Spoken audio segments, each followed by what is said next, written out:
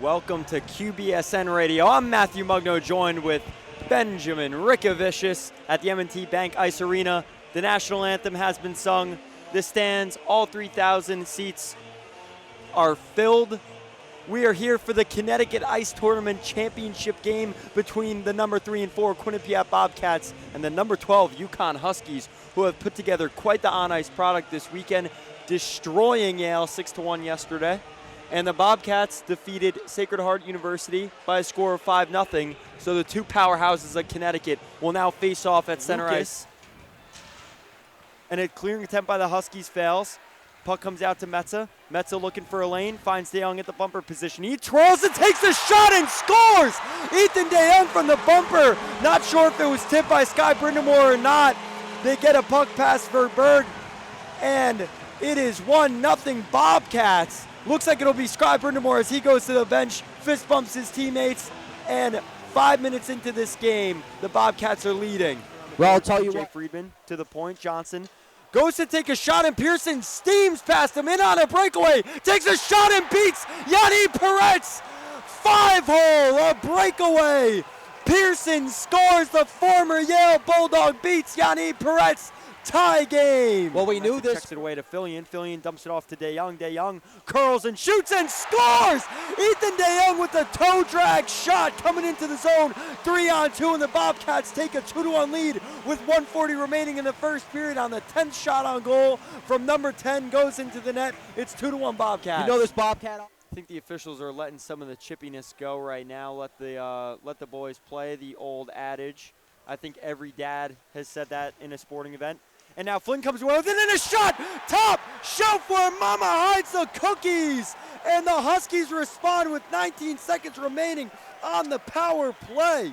That's a big shot right there from the Huskies. Obviously, we has it, chips it off the boards, and now Pearson's chugging up the right wing. A left-hand shot up the right wing. He cuts in, and a shot! They score! Hudson Shandor responds with 22.4, and UConn takes a 3-2 lead. Shandor waving as he goes to the bench. My goodness. It's that Joe Burrow gets it off to Ethan DeYoung, who's streaking into the zone. Another toe drag shot and scores! Ethan DeYoung ties the game at 3-3 with another streaking toe drag shot in the slot. Ties the game, 15:21 remaining. He's waving to the crowd. The crowd's back in it. 3-3, he had a goal already, had an assist on the first goal, second goal of the game to tie it up, and now he's tied it again with the same exact shot that he scored on. Stop for them could lead to a 2-on-1 and another score. Yeah, if you push too hard, you'll give way to some more open ice. And Friedman had told us that in the Bean Pod, it taught them that there's a lot more ice on that Olympic style in Ireland, and they had to learn how to adjust to finding open ice, and it's allowed them to look at the smaller rink in a different way. Ethan DeYoung has possession of the puck, dances at the blue line, makes a move on Torberg. Now Johnson comes over, slings a shot, and it hits off of Pearson and goes wide. Fillion battling in the corner with Sky Brindamore, 4:44 on the clock. If that's good luck for anybody, we'll see which skater that'll come to. Ethan DeYoung shoulders on in. Sky Brindamore helps him out below the dots and gets passed off to Jane Lee. To Johnson, his partner. Stutter steps, takes a shot, and scores! Jake Johnson scores with 4:31 remaining. 4-3 Bobcats. He rips a wrister on his stutter step. Top shelf. 4-3 Bobcats with 4:31 remaining. Send that one to the highlight reel. Right place at the right time. Jake Johnson. Lucas has possession. 27 seconds left. He's eyeing up a shot. Wood takes a shot, and there's a net front scramble in front. The scramble's still going, and the puck's knocked out. 19 seconds remaining. Puck comes back out to Lucas. A far side pass is knocked away by the Bobcats, and Amonte's battling. Wood is the puck. Comes away with it. 10 seconds left. Takes a shot, and it's blocked by Lipkin. Off the glass, comes out. 5 seconds tick off the clock. 3 seconds, 2 and 1. Graf shoots at the empty net, but the Bobcats win the Connecticut Ice Tournament on a Jake Johnson 4 minutes remaining goal, and they celebrate. Helmets off, gloves off. They're in the corner as the Huskies look to line up for handshakes. The Bobcats go back to back. They win back-to-back against UConn in the Connecticut Ice Tournament, this time on home ice. Welcome to QBSN Radio. I'm Matthew Mugno, joined with Benjamin Rickevicious at the M&T Bank Ice Arena. The national anthem has been sung. The stands, all 3,000 seats, are filled. We are here for the Connecticut Ice Tournament Championship game between the number 3 and 4 Quinnipiac Bobcats and the number 12 UCONN Huskies, who have put together quite the on-ice product this weekend, destroying Yale 6-1 yesterday. And the Bobcats defeated Sacred Heart University by a score of 5-0. So the two powerhouses of Connecticut will now face off at center ice. In the ensuing face-off circle, we'll have Christoph Fillion, Skylar Brindamore, and Ethan DeYoung, Jake Johnson and Metza in the back end for the Bobcats, starting with Yanni Peretz in net. And for the UConn Huskies, they'll go with their second line of Chase Bradley, Ryan Tervig, and Nick Capone. Defense starting their top pairing, Messinio and Flynn, and in net, Arseny Sergev, a Calgary Flames product and prospect. So Ben, what does each team have to do tonight to succeed and win the championship? Well, I'll tell you what, Matt. Offensively, both teams were phenomenal last night, but it came through different things. The Bobcats were 0 for 3 on the power play last night. UConn was 3 for 4. So we'll have to see what kind of a factor the power play plays into this game and if Quinnipiac can correct their power play mistakes. Now we'll have Brindamore and Tervig in the face-off dot, and we are underway here in the Connecticut Ice Tournament Championship game. Fillion takes a shot and it's wrapped up, gets his own rebound, and tests Sergev early. Now Capone comes out with it and tries to feather Tervig through the middle of the ice, but can't connect. Now Jake Johnson retrieves in the defensive end, and those pregame jitters are already working out of the boots. Sky Brindamore pressing on the forecheck, gets a piece of it, but it's corralled by Flynn, who moves up ice. Over the red line, takes a hard check from Ethan DeYoung. Ethan DeYoung's a big game player for the Bobcats. Has 4 game-winning goals, leads the ECAC in game-winning goals. Zach Metza fending off a forechecker. And Justin Pearson. Justin Pearson has been phenomenal for the UConn Huskies this season. The Graf, Quill, and Lipkin line has taken the ice, one of the tantalizing lines in the ECAC, probably in the entire nation. This line, Sam Lipkin, a bronze medalist in the World Junior Championship just a month ago. Puck comes out to Reese. Reese looks for a slap shot, and it comes out, and a shot is blocked. Matt Wood, number 71, is 17 years old, had the opportunity to play major junior with none other than number 1 overall pick, or the consensus number 1 overall selection, Connor Bedard. Connor Bedard led the World Juniors in points on a historical pace. Wood chose to come to UConn because he was recruited in person by Coach Mike Cavanaugh. And now the puck is behind the Bobcats' net, doing battle. Ivari Rossinen and TJ Friedman. They work off Samu Salminen, who is a New Jersey Devils 4th-round pick. He's doing a great job tying it up in the corner. There's about 4 bodies in the corner working, and then a shot from the corner comes out from Spets. It's blocked, and now it's out of the zone. Spets retrieves, 18 circling, finds a man to dump the puck in, and the UConn Huskies go for a line change. Ivari Rossinen off the glass to Anthony Cipollone, but it comes out to Tatel. Tatel takes a shot. Peretz fights it off and sticks away the rebound. A shot from the point comes out in front, and the Huskies are putting on more pressure than we saw from the Pioneers probably all evening in Friday's matchup, yesterday's matchup at 7 o'clock. Flynn goes to the ice as he tried to get a puck around his own teammate towards his own end boards, and they go for another change. Quick changes here. Anthony Cipollone has the puck, shakes off a big check. Cipollone in, 2-on-1. Looks for a pass. Looked like he was going to take the shot, tried to find Tellier, and the puck was blocked by a defender.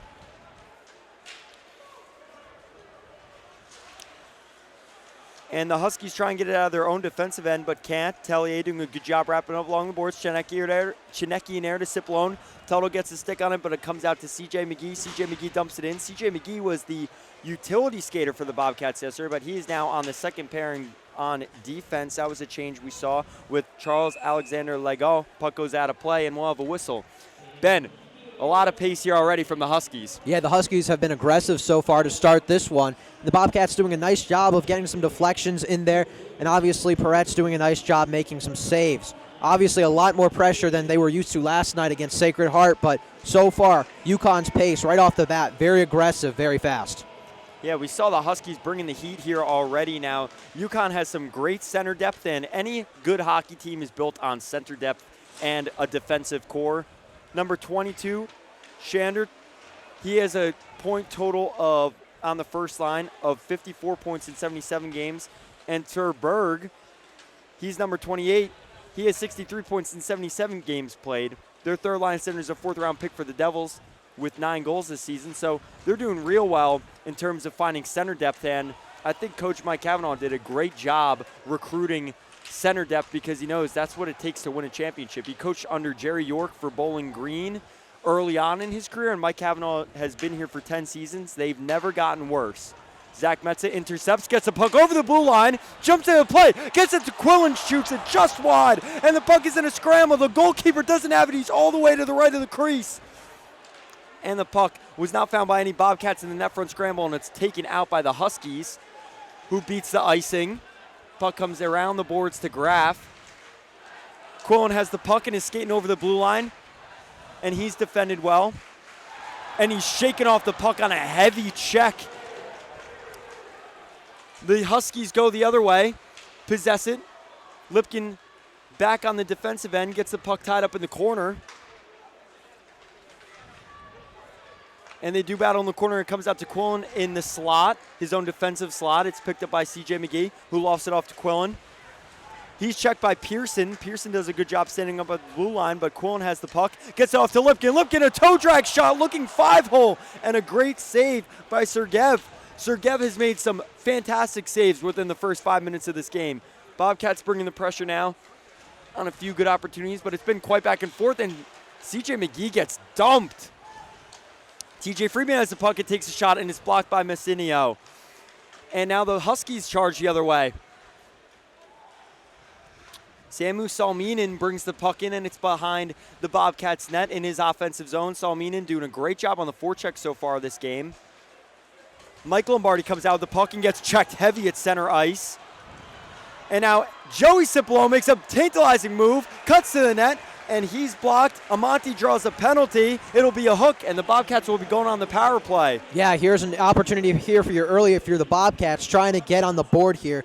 Some great tests against Sergeyev here. He's been phenomenal so far to start this game. A few scares right there, obviously out of the goal, and Metza comes flying into the goal, and you're wondering where's the puck at that moment. UConn does a great job of clearing it, but here we go, 5-on-4 for the Bobcats. Exciting game so far. Fast-paced action here. Yeah, and Roman Quinal had scored yesterday against Yale, so that was a high. It's only his second career goal. Now he's sitting in the box looking out, probably wondering, this is not the situation we want to be in. Colin Graff in his office. Puck is won by Skylar Brindamore, the best face-off man in the ECAC. Puck comes out to Lipkin at the point, and now Metza controls in a 1-3-1. Metza walks the line, looks for a shot, gets it off to Lipkin. DeYoung at bumper, pass it off to Lipkin again. Metza at the point, controls. Graff looks for a 1-T, and it's blocked by Lucas. And a clearing attempt by the Huskies fails.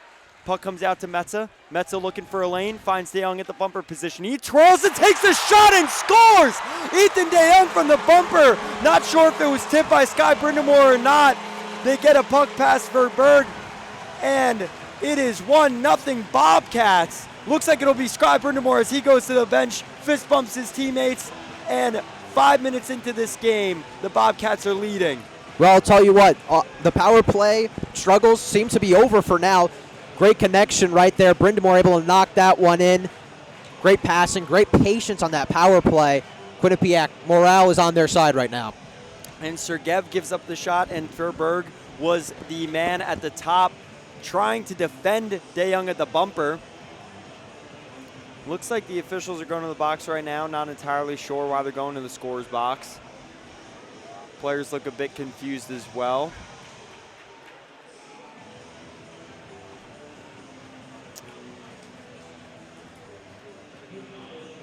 And the play is challenged by the UConn Huskies. This will be interesting to see what they challenge. Maybe goaltender interference. I couldn't really think of anything else.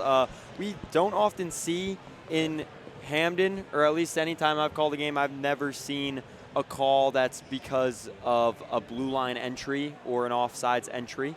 It's mostly usually, comes down to goaltender interference on the replay.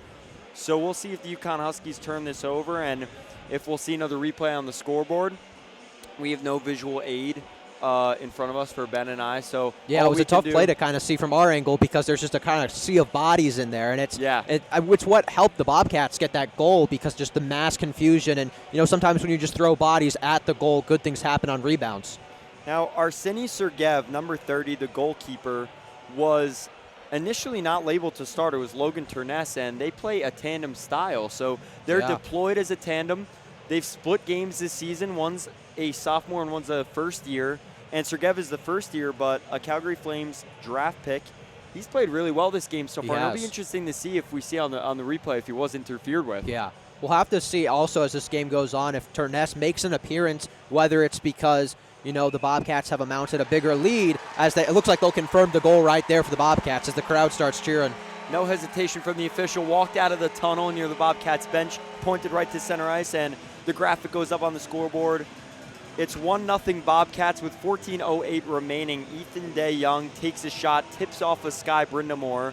Now Lombardi, Friedman, and Joey Cipollone will take the ice for the Bobcats, and Metza and Johnson will stand at the blue line.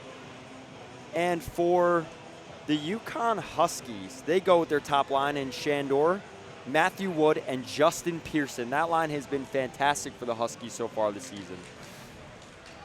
And they win the faceoff. Messinio gets the puck off to Flynn. Flynn looks up ice, skates with it, dumps it over the half-ice line. Matt Wood gets it over to Shandor. Shandor looks for Pearson, who misses on the pass, and they're in the offensive zone now, going to work.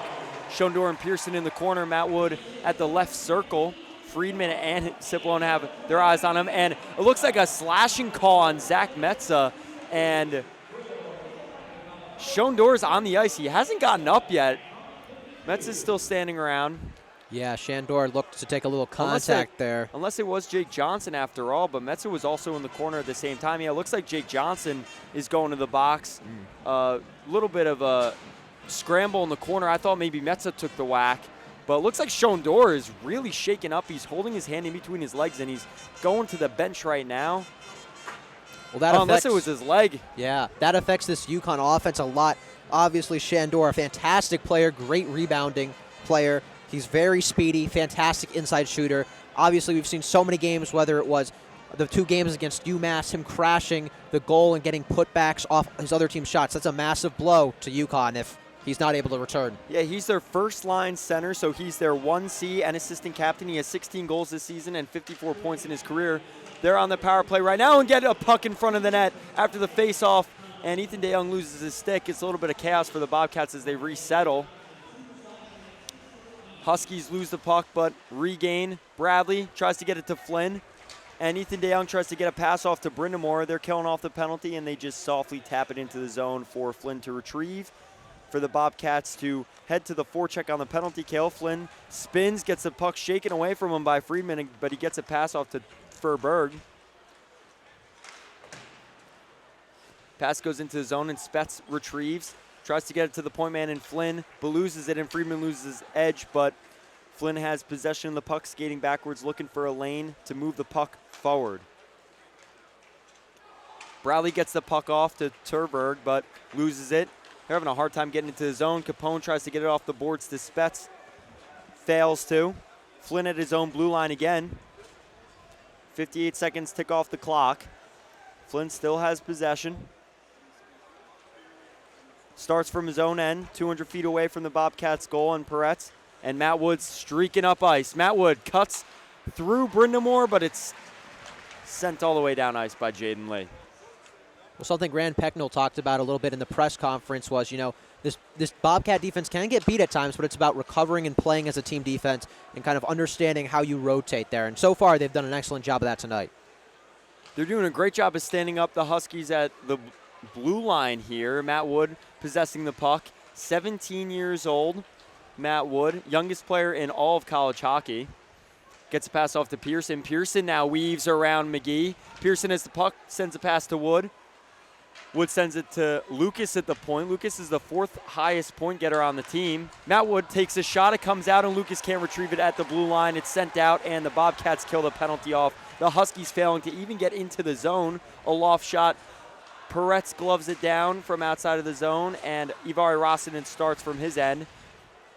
Amonte checks the puck off to Tatel. Tatel gets a shot off, and a rebound comes out, but Peretz knocks it away, and it's out of the zone again. A pass off to Pearson, who dumps it into the zone and gets off the ice. Now Tatel in on the forecheck. Lipkin comes up with the puck and sends a pass off to Graff. It's cut off. but he still gains possession, and now he hits Lipkin far side. He's streaking down the left wing, takes a shot, and it's gloved away by Sergeyev and knocked down. Quillen comes up with it, and it comes to the point to Nordquist. Nordquist, the extra skater for the Bobcats tonight. Cuts and makes a move, cuts around another defender in Kinnel. Nordquist sends it back in out in front. Quillen comes up with it, sends one through the crease, and he misses, and Nordquist takes a slap shot, and it goes out of play. Very aggressive right there from the Bobcats. Almost had a nice shot. I believe it was Lipkin sending it across the middle, and obviously just no connection right there. But a great kill from the Bobcats on defense. And, I mean, it's just the team play here. Getting blocks, helping out Peretz in goal because, you know, he faces a lot of pressure. And last night, they did a great job of limiting it. Obviously, we talked pregame about C.J. McGee and guys like Jake Johnson who are going to do the dirty work behind the scenes. Maybe they're not, you know, contributing as much offensively, but they're making great plays on defense. And that's what it will take to win you a championship in a tournament like this, especially against the number 12 team in the nation and a team that, as Mike Cavanaugh has stated, as Matt Wood has stated in interviews on the CT Insider earlier this month, the team is always getting better. This program is always getting better. And TJ Friedman takes a hard check in the corner from Flynn and Terberg. Metza takes a shot from the point, and it's blocked away. But Johnson comes up with it. Messinio took it up high. Lombardi takes a hard check behind the net. And Johnson comes up with it at the point. The Huskies have played a very aggressive game so far, Ben. Yeah, and obviously that's kind of the key to their game, speed and aggressiveness. It's how they kind of bully their opponents. And the puck squeaks out to the front of the net after a Johnson shot hits off of Friedman, Ciplone, and Lombardi jammed away at it, but it now goes out of play. Yeah, and obviously so far tonight, Sergeyev has been doing a great job of defending the goal and making the right plays and making the plays that will set up his defense the best. Maybe it's a little deflection. Maybe it's just sitting on the puck. But overall, he's done a great job other than allowing that first goal of the night. But, you know, those are going to happen. I mean, as Rand Pecknell said last night, you know, if you get enough shots, some are going to fall. Yeah, and the Bobcats struggled to convert on the power play against Sacred Heart despite the fact that they won 5-0. They scored every goal in the 5-0 victory was even strength. So the Bobcats did not capitalize. Many figured that it may be an issue coming into this game against the UConn Huskies, who scored 6 goals against Yale, scored 2 goals on the power play against Yale, but it has not been an issue as they opened the scoring 1-0. They scored on the power play. Skylar Brindamore, the net front presence, the net front man, a tip off his body, and Ethan DeYoung doing a great job in the bumper position to get him the puck. Tellier dumps the puck off to Jay Lee, who's streaking up with speed and takes a shot, and Sergeyev fights it off. Ville has the puck and sends it up the boards. And it's tied up at the blue line and comes back out. CJ McGee intercepts, gets the puck off to Fillion, who dumps the puck in. A loft into the zone. Lucas comes up with the puck, chips it up the boards, and it's knocked out by Jaden Lee. And Lucas has the puck again in his back end. His motor gets going, looks to get over the red line, circles back to Spett, and the Bobcats come up with the puck. Lombardi tries to dump the puck off to Chinecki-Nair, who is coming up the ice, but Amante sends one into the Bobcats zone, cutting that off. Ethan DeYoung gets it off to Chinecki-Nair. Lombardi streaking up with speed. Chinecki-Nair weaving through the neutral zone, gets a pass off to Lombardi, who tries to pass it off to Ethan DeYoung, but it's cut off by Kinnel. Kinnel up the ice to Amante. Amante, a Boston transfer. He's one of the 3 transfers for the UConn Huskies this year. And Lipkin comes up with the puck. The Lipkin-Graf Quillen line officially on the ice. Graf makes a move in the corner and comes out with it. Sends a pass up to the point, and Rossinen, who takes a shot, and it goes wide of the net. Graf and Lipkin battle in the corner, but Amante comes out with it and chips it off the glass, but it comes right to Rossinen. Shandor's back on the ice for the Huskies, and a pass comes out to Legault. And Sergeyev steps to the top of the crease in butterfly, takes it off the chest and makes the save. Nice fundamental save right there. Obviously, a lot of back and forth so far in this game. Sometimes UConn's attacking, sometimes Quinnipiac's attacking. It seems like we're just always looking left to right. And obviously, it just speaks levels to how competitive these two teams are and how close in skill they are. It has been quite a back-and-forth matchup so far, very different for both teams than their previous matches yesterday at 4 o'clock and 7 o'clock, those puck drops. Now, for anyone who's listening and interested in the previous consolation game that started at 4 o'clock, the Sacred Heart Pioneers defeated the Yale Bulldogs 4-3. The Yale Bulldogs coming back, they were down 4-2 and brought it to 4-3 in the third period. So it was a close matchup for a consolation game. And I know the two of us have been super impressed this weekend from what we've seen from Sacred Heart, kind of a team on the rise. You know, we talked about the new arena coming and the new rink for them and how much that means to their program and their potential rise. But honestly, a lot of impressive plays yesterday. You know, that first period was extremely strong for them, only holding the Bobcats similarly like today to 1-0. So a lot of great things to be potentially seen in the next 4 to 5 years in Sacred Heart. Yes, and for Mike Cavanaugh, it's his 10th season. He just signed a 6-year contract extension in May 22. They finished last season number 19 in the USCHO, and before his 2013 hiring, he served as a recruiter for BC. One of his recruits, Johnny Gaudreau, the 2014 Hobie Baker winner, current Columbus Blue Jacket, and he scored a very famous Game 7 overtime goal against the Dallas Stars in the NHL playoffs last year. So Mike Cavanaugh is part of that. Mike Lombardi off the faceoff takes a one-timer, but misses the top of the corner of the net, and the puck comes out. Metza pass off to Johnson. Johnson tries to get the puck in deep off Lombardi's stick, goes all the way into the zone, but the forechecker beats it. Metza keeps the puck in the zone. Joey Cipollone sends a pass around the boards. TJ Friedman to the point. Johnson goes to take a shot, and Pearson steams past him in on a breakaway. Takes a shot and beats Yanni Peretz. 5-hole, a breakaway. Pearson scores. The former Yale Bulldog beats Yanni Peretz. Tie game. Well, we knew this front line was going to be a problem for the UConn Huskies, and there goes Pearson on that breakaway. That speed is phenomenal. And obviously he gets past, it looks like he got past Jake Johnson there and goes 1v1 versus Peretz, and he knows right where to go, hits the celly, and we got a tie game right here. Jake Johnson looked like he got spun around like a spindle door. Jake Johnson flat-footed, Pearson blew by him down the right wing, quickly in, took about 3 strides, 1-2, didn't dust off the puck, just took the shot. You know what they'll always say, Bobby Glantz, a great skating coach of Sidney Crosby, told Crosby that you keep the puck at the heel of the stick, and when you take the release, that's where you transition your weight, and that's exactly what he did. He took the shot, didn't look to stick handle or get fancy with it, just beat Peretz. And Peretz, most of this season, has only given up goals on break-ins, breakaways, 2-on-1s. Couldn't stop that one, and the Huskies have tied the game with 7:20 remaining, Ben. Yeah, it's been fantastic so far. Obviously, the atmosphere in the building has been fantastic, and just the level of play, back and forth, back and forth. You could feel the intensity, you're right, in the fans, certainly right now as the game's tied. Spets a shot from the point, comes out on the rebound, goes wide. A missed shot opportunity, and Brindamore gets trucked by Capone. The Huskies are really bringing the heat right now. Terberg gets a pass off to Flynn, and Flynn sends it to Spets. Spets looking north, chips one off, tries to get Capone in the air. Fails to do so, and Fillion comes up with the puck, sends it off to DeYoung. DeYoung streaking over the blue line, but circles back as he couldn't breach into the zone. Sends one in, and they look for a line change. Quillen, Graff, and Lipkin on the ice now. Lipkin does a good job forcing the puck off the UConn defender's stick, but the puck comes back out for Lucas, who's on the ice now for the Huskies. A chip play is missed, and Graff comes up with the puck. Graff through the slot. Tries to get a pass off and dump off to Lipkin, but it's broken up by Tatel. Quillen has the puck below the circle, gets a pass off, and looks like Norquist just missed a pass to McGee. On the end boards, Metcalf has the puck, but it's taken away by Graff, and the puck comes out to McGee. McGee circles, using his body to protect the puck. Graff circles at the blue line and keeps the puck in the zone. And the Huskies try and break out with it. Quillen can't keep it in the zone, and Norquist sends it back in. And the Bobcats will get a line change as well as the Huskies. A complete transition here. And the Huskies come up with the puck, but Metza possesses. Anthony Cipollone dumps it out of his end.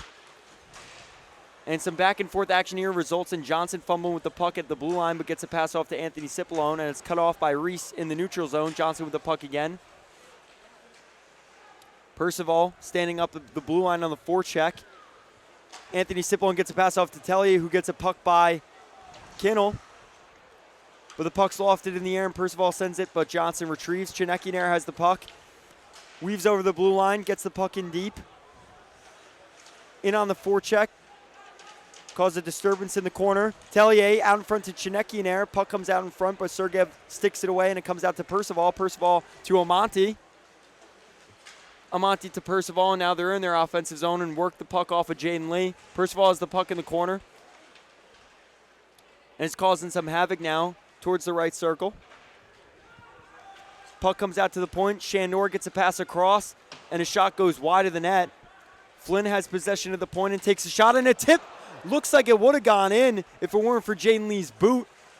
I don't think Jaden Lee recognized that he was going to block that shot, but the net was wide open as Peretz moved to the right, and the shot was deflected to the left on net. Legal comes up for the puck and gets a pass off to Jaden Lee. And out of the zone, Lucas possesses, walks back, and looks to regroup. Spets tries to hit Wood, and Peretz covers as he gets snowed a little bit by Shandor.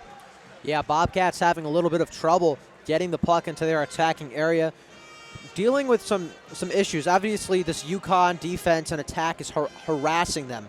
Obviously, the speed, the pressure, it's all playing a factor right now. Bobcats so far, we'll have to see the stats when they come out for the second period, but we'll have to see how much time that UConn's has possessed the puck in their offensive attacking area, because it's been dominating the Bobcats so far. Yeah, and the shots on goal now is 8-7. The Bobcats lead by 1, and the Huskies have certainly brought the heat this matchup and this season, as this first line has connected for more than 20 goals on the season. Now, Sky Brindamore wins the faceoff. He's the number 1 faceoff man in the ECAC. He has 507 wins, and he's 5th in faceoff wins percentage. He's streaking up the left wing. Gets a pass off. Ethan DeYoung working into the corner, and Fillion cuts it off. Fillion, a Sherbrooke, Quebec native, is also friends with Christophe Tellier, who's another Bobcat, number 29. They grew up together playing amateur hockey. Fillion gets checked hard by Spets, and Brindamore tries to get a pass off to Legal, who's cutting through the neutral zone, but misses. Spets gets the puck knocked off his stick, and it comes out to DeYoung. DeYoung has the puck, but Fillion goes off sides as he fumbled with it. We've seen a lot of quick stoppages, but a fast-paced game so far. Yeah, it's just nonstop action here. Obviously getting stopped with the offsides right there. Bobcats still having trouble trying to get it down into their attacking area. And so far, I mean, shots on goal have been nearly matched with 7 to 8 here so far, with 3 minutes left to go in the second period. We'll have to see how that changes. Now, 2 of the goal leaders for the UConn Huskies, and Turberg and Brad Chase, have more than 10 goals, so 12 and 10 for each of them. Matt Wood has 9, and Justin Pearson just scored his 9th of the season as well. Now, a pass off, and Peretz makes another nice save to the left of the net on a streaking play. And Quillen comes over the red line with the puck and hits Graf. Graf takes a shot, and it's covered up by Sergeyev. And there will be a face-off to his left. Sergeyev has played quite well, I think, matching Peretz, and Pearson really jumped on that play to force the breakaway, get the opportunity and score, and I think that'll put Peretz maybe not on his heels, but I think definitely lets him know that they can score on him. You know, he had the shutout yesterday, and the Huskies have already scored in this match. Yeah, it definitely wakes you up when, you know, there's a breakaway score like that. And obviously right now, giving confidence to this whole UConn defense, the support of, we're playing with a tied game here. We're not down. Yeah, you're right. I think we saw that with the Pioneers yesterday, that they were getting their chances, but they'd already allowed 2 or 3 goals at the point where they're trying to come back, where they're right in this game. The Huskies, it's a tie game. It's anyone's game here at the M&T Bank Ice Arena with 2:51 remaining in the first period. Lombardi comes out and gets a pass off to Tellier on a neutral zone regroup. They try and work it off the wall, and Tellier's doing battle with Chinecki giving him support, and they're at the blue line. He gets completely tied up by Samu Salminen, 2003-born player who's a 4th-round pick of the Devils.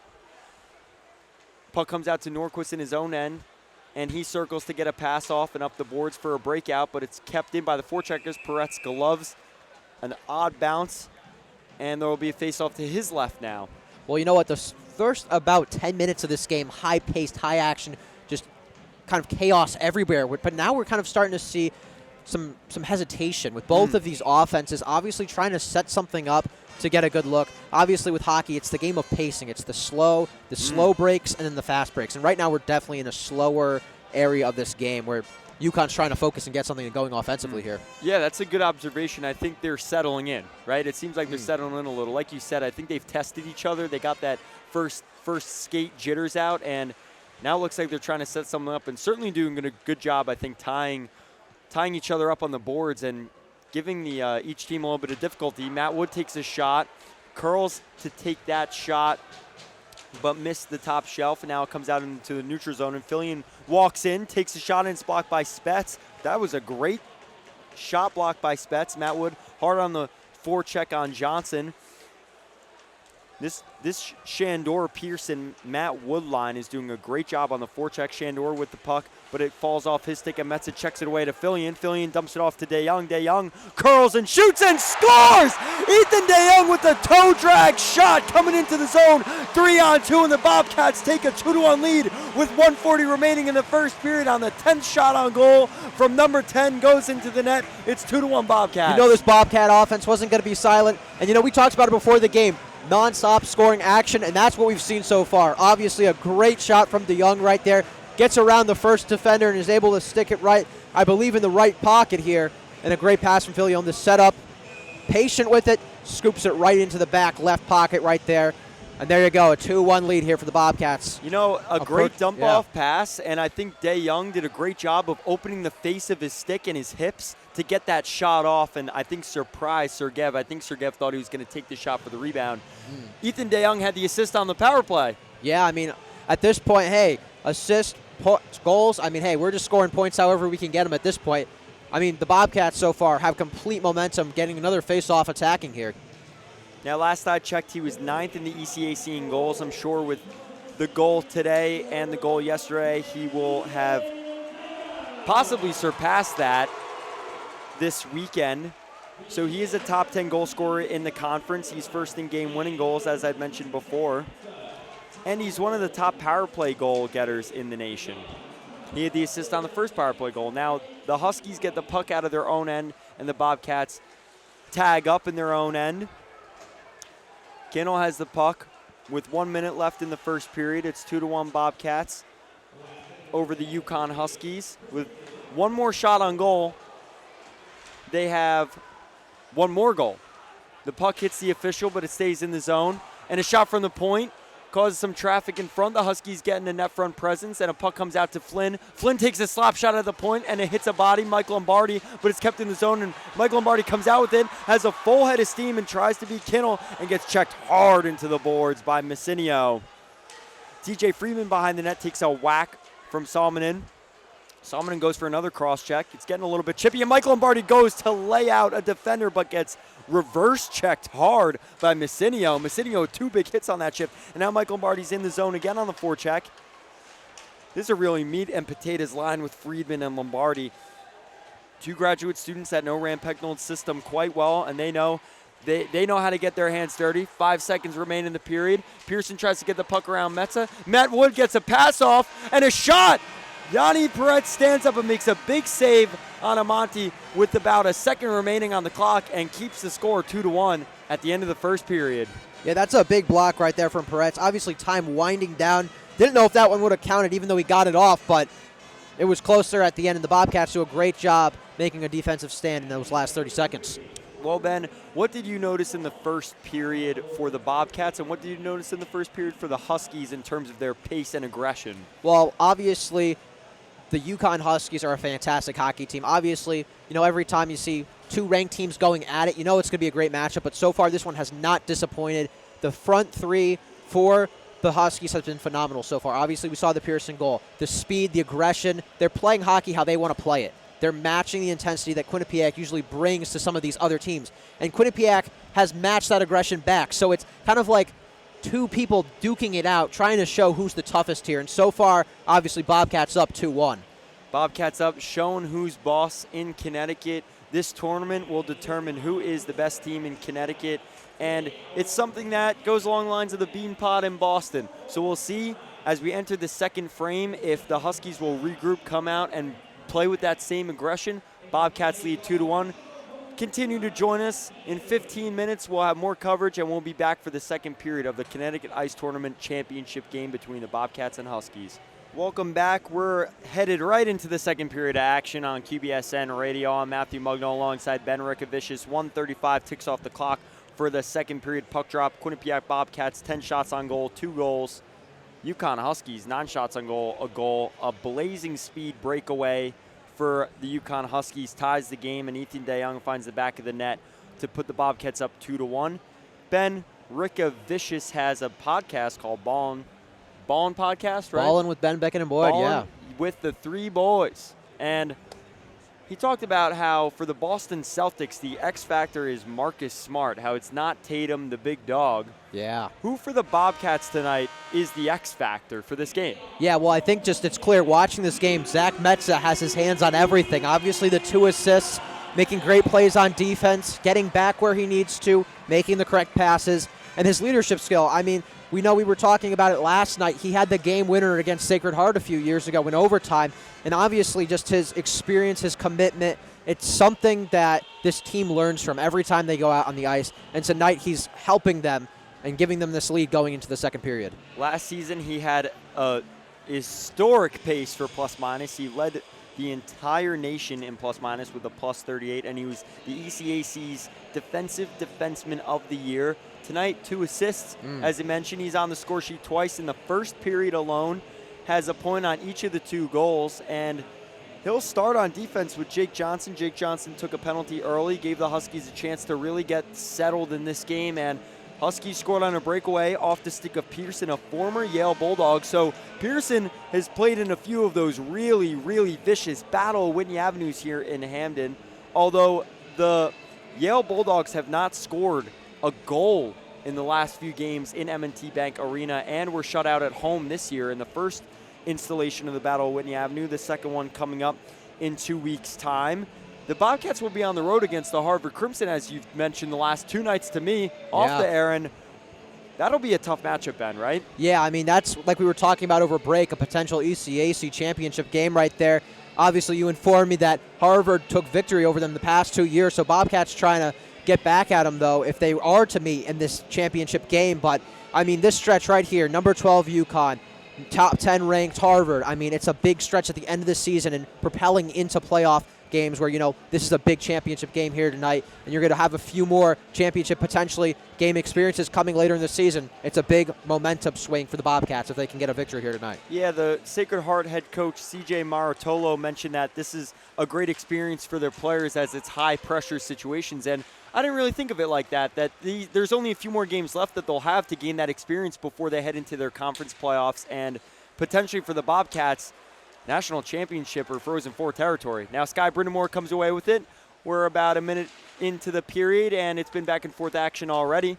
Bradley gets a pass across, and Johnson stick checks the puck away, but Capone comes up with it, sends it into the zone. Bradley's in and checks Metzo really hard, right to the top of his chest. Yard sale as his stick goes flying. Ethan DeYoung coming over the neutral zone, sends a pass off to Fillion and doesn't even hit him. Bradley has the puck and chips it into the zone and goes for a change. Man, Bradley really lined Metza up there. Yeah, that was a shocker. Heard the whole building get silent there. Yeah, the captain went down, and he's back on his feet, comes to the bench. It looks like he took that check in stride, even though, as you mentioned, can't lose Metza, as we talked about him as our X factor for the night right before this period started, just about a few minutes ago. And the Huskies gain possession of the puck in the zone, and Shandor takes a shot, but it's deflected away. Kinnell has it. Kinnell working it in the corner. The defenseman down below with Matt Wood. Matt Wood, 17 years old, but playing college hockey. Mike Cavanaugh, head coach of the UConn Huskies, actually went to the British Columbia, traveled all the way from Connecticut, got on a flight to British Columbia, and went to recruit him himself. Graf comes away with a 2-on-1 in the zone. Quone takes a shot, and an incredible save by Sargev. Matt Wood comes away with it the other way. He's trucking into the zone, makes a move on McGee. McGee sticks it away. Wood behind the net, takes a hard check from Colin Graf, and the puck comes out. Quillen goes for the puck again, and looked like he would have had a 2-on-1 if he came away with it with Lipkin, but they weren't able to strip the puck through the neutral zone. Peretz has the puck behind the net, sends it off to McGee, who chips it up the boards to Graf. Graf has it at his own blue line and gets the pass off to Lipkin. Lipkin, the puck taken away from Kinnel. And the Huskies weave through the zone. Solomon in. The NJ Devils' 4th round draft selection chips it into the zone and gets to work. McGee tries to chip the puck away, and a pass sent over from Amonte to Percival. A shot from the point to Flynn, and Peretz grabs it. First stop of the period. Peretz gets his glove on the puck, and we have a stoppage of play. Well, hey, man, Sergeyev has made some incredible plays tonight, and that last one still resonating in my mind. I mean, a crazy save, preventing the 2-on-1 score right there. I mean, this kind of goaltending, it's very good. And obviously, you know, the 2 goals has been allowed so far, but he's done a great job defending a lot of this pressure because the Bobcats have been getting fantastic looks so far. And Flynn takes his shot, and it's blocked away by Lombardi. Certainly, yeah, the Bobcats have really brought some grade A chances, as you just mentioned, Ben. I mean, what an opportunity that was, and way to get the splits going. I don't know if I've seen a goaltender split that far and make the save. That was an incredible play. Mike Lombardi shakes off a defender, gets into the zone, and now the Bobcats go to work in their offensive end. Mike Lombardi again in on the forecheck behind the net, gets a pass off around the boards to Norquist, and Johnson fakes, takes a shot, and it goes wide. Sergeyev all around the net like a fish out of water in his crease as the passes were zipping around him, and a puck straight over the glass. We'll see if that's a power play for the Bobcats, unless it looked like Johnson was trying to pass it back to someone cutting potentially. You know, these rebounds are super effective in these high-pressure games, but obviously finding that cutter can be really difficult, especially when you're going up against a defense so physical and aggressive as UConn. No call there as the UConn defender put it, I believe Messinio put it right over the glass. No call. Chinekiner taking the face-off draw right now with Tellier and Anthony Cipollone. They line up Metsa and Rossinen at the point. Metsa puck on his stick on the face-off win. A shot just goes wide off the stick of Chinekiner. And the UConn Huskies are stood up at the blue line. He slipped, comes up with the puck, and gets a pass off to Messinio. Messinio walks into the zone, but has the puck taken away by Rossinen. Bradley, a pass off to Capone. Capone takes a shot. A rebound comes out, and it's in the crease. Chinekiner comes away with it, and it comes back out of the zone. And Tellier has a hard hit on Kinnel along the UConn Huskies boards. Harrison Reese has the puck, spins away, and Kinnel has possession, and it looks like there will be another penalty. Well, I'll tell you what, Matt, UConn's been hitting hard tonight. So many checks back and forth, and right there, just a little too much right there, and it'll get the power play call for the Bobcats. But flashing back quickly before we get to this power play, fantastic defense from the Bobcats. Peretz a little out of position, outnumbered, and Bobcats come crashing to the goal quickly, and they're able to kick it out of there. And, I mean, flashback to what we said last period about this idea of, you know, sometimes you're going to get out of position, and it's about how you adjust. It's how you get back and cover your man. And obviously they did a fantastic job right there. We certainly talked about that in the pregame, how those back checkers are getting back to the forwards that are responsible in the defensive end, and that's all part of Rand's system now. The Bobcats are on the power play. Puck comes out of the zone, and they still have 1:52 remaining. Power play just began as Chase Bradley took a penalty for the UConn Huskies. The Bobcats on the 5-on-4. Sam Lipkin into the zone. Gets checked off the puck. Squeaks through Sky Brindamore, and Metsa has it at the point. Lipkin can't possess. Shandor knocks the puck away from him, and Percival sends it out of the zone. The UConn Huskies change defenders. On defense, they'll feature Andrew Lucas, who's 4th on the team in points and a transfer from Vermont. Joey Cipollone was also transferred from Vermont. They played on the team together. Colin Graff takes a shot, and a weak shot gets gloved away, and whistle blows to the fans' displeasure. Unsure of why the face-off's occurring. Yeah, tough break right there. Not exactly sure myself here, as obviously Graff was coming downhill right there, trying to make something happen. Was unable to. Obviously, Bobcats successful on their first power play of the night. If you're the Bobcats, you want to see that trend continue because obviously, you know, 0 for 3 was not great last night. You know, you start off this game 2 for 2, that changes things a lot. Zach Metza tries to 1-tee the puck off the faceoff and flubs the shot. Ethan DeYoung behind the net working it with Sky Brindamore. The 2 goal scorers there for the Bobcats, and the puck sent out of the zone. Amonte in on the puck. Number 11, Amonte is a transfer from Boston University. Gained some experience in that program, and now he's an assistant captain for the UConn Huskies. Colin Graff comes away with the puck as Metza hits him streaking out of the zone. Fakes, pumps the brakes, sends the puck back up the boards to Metza. Metza walks to the left of the point. Graff circles. Lipkin gets a pass off to Metza, and Graff's wide open for a one-timer, and it's blocked by Sargev, who leans into that save. Looked like it stung him a little bit.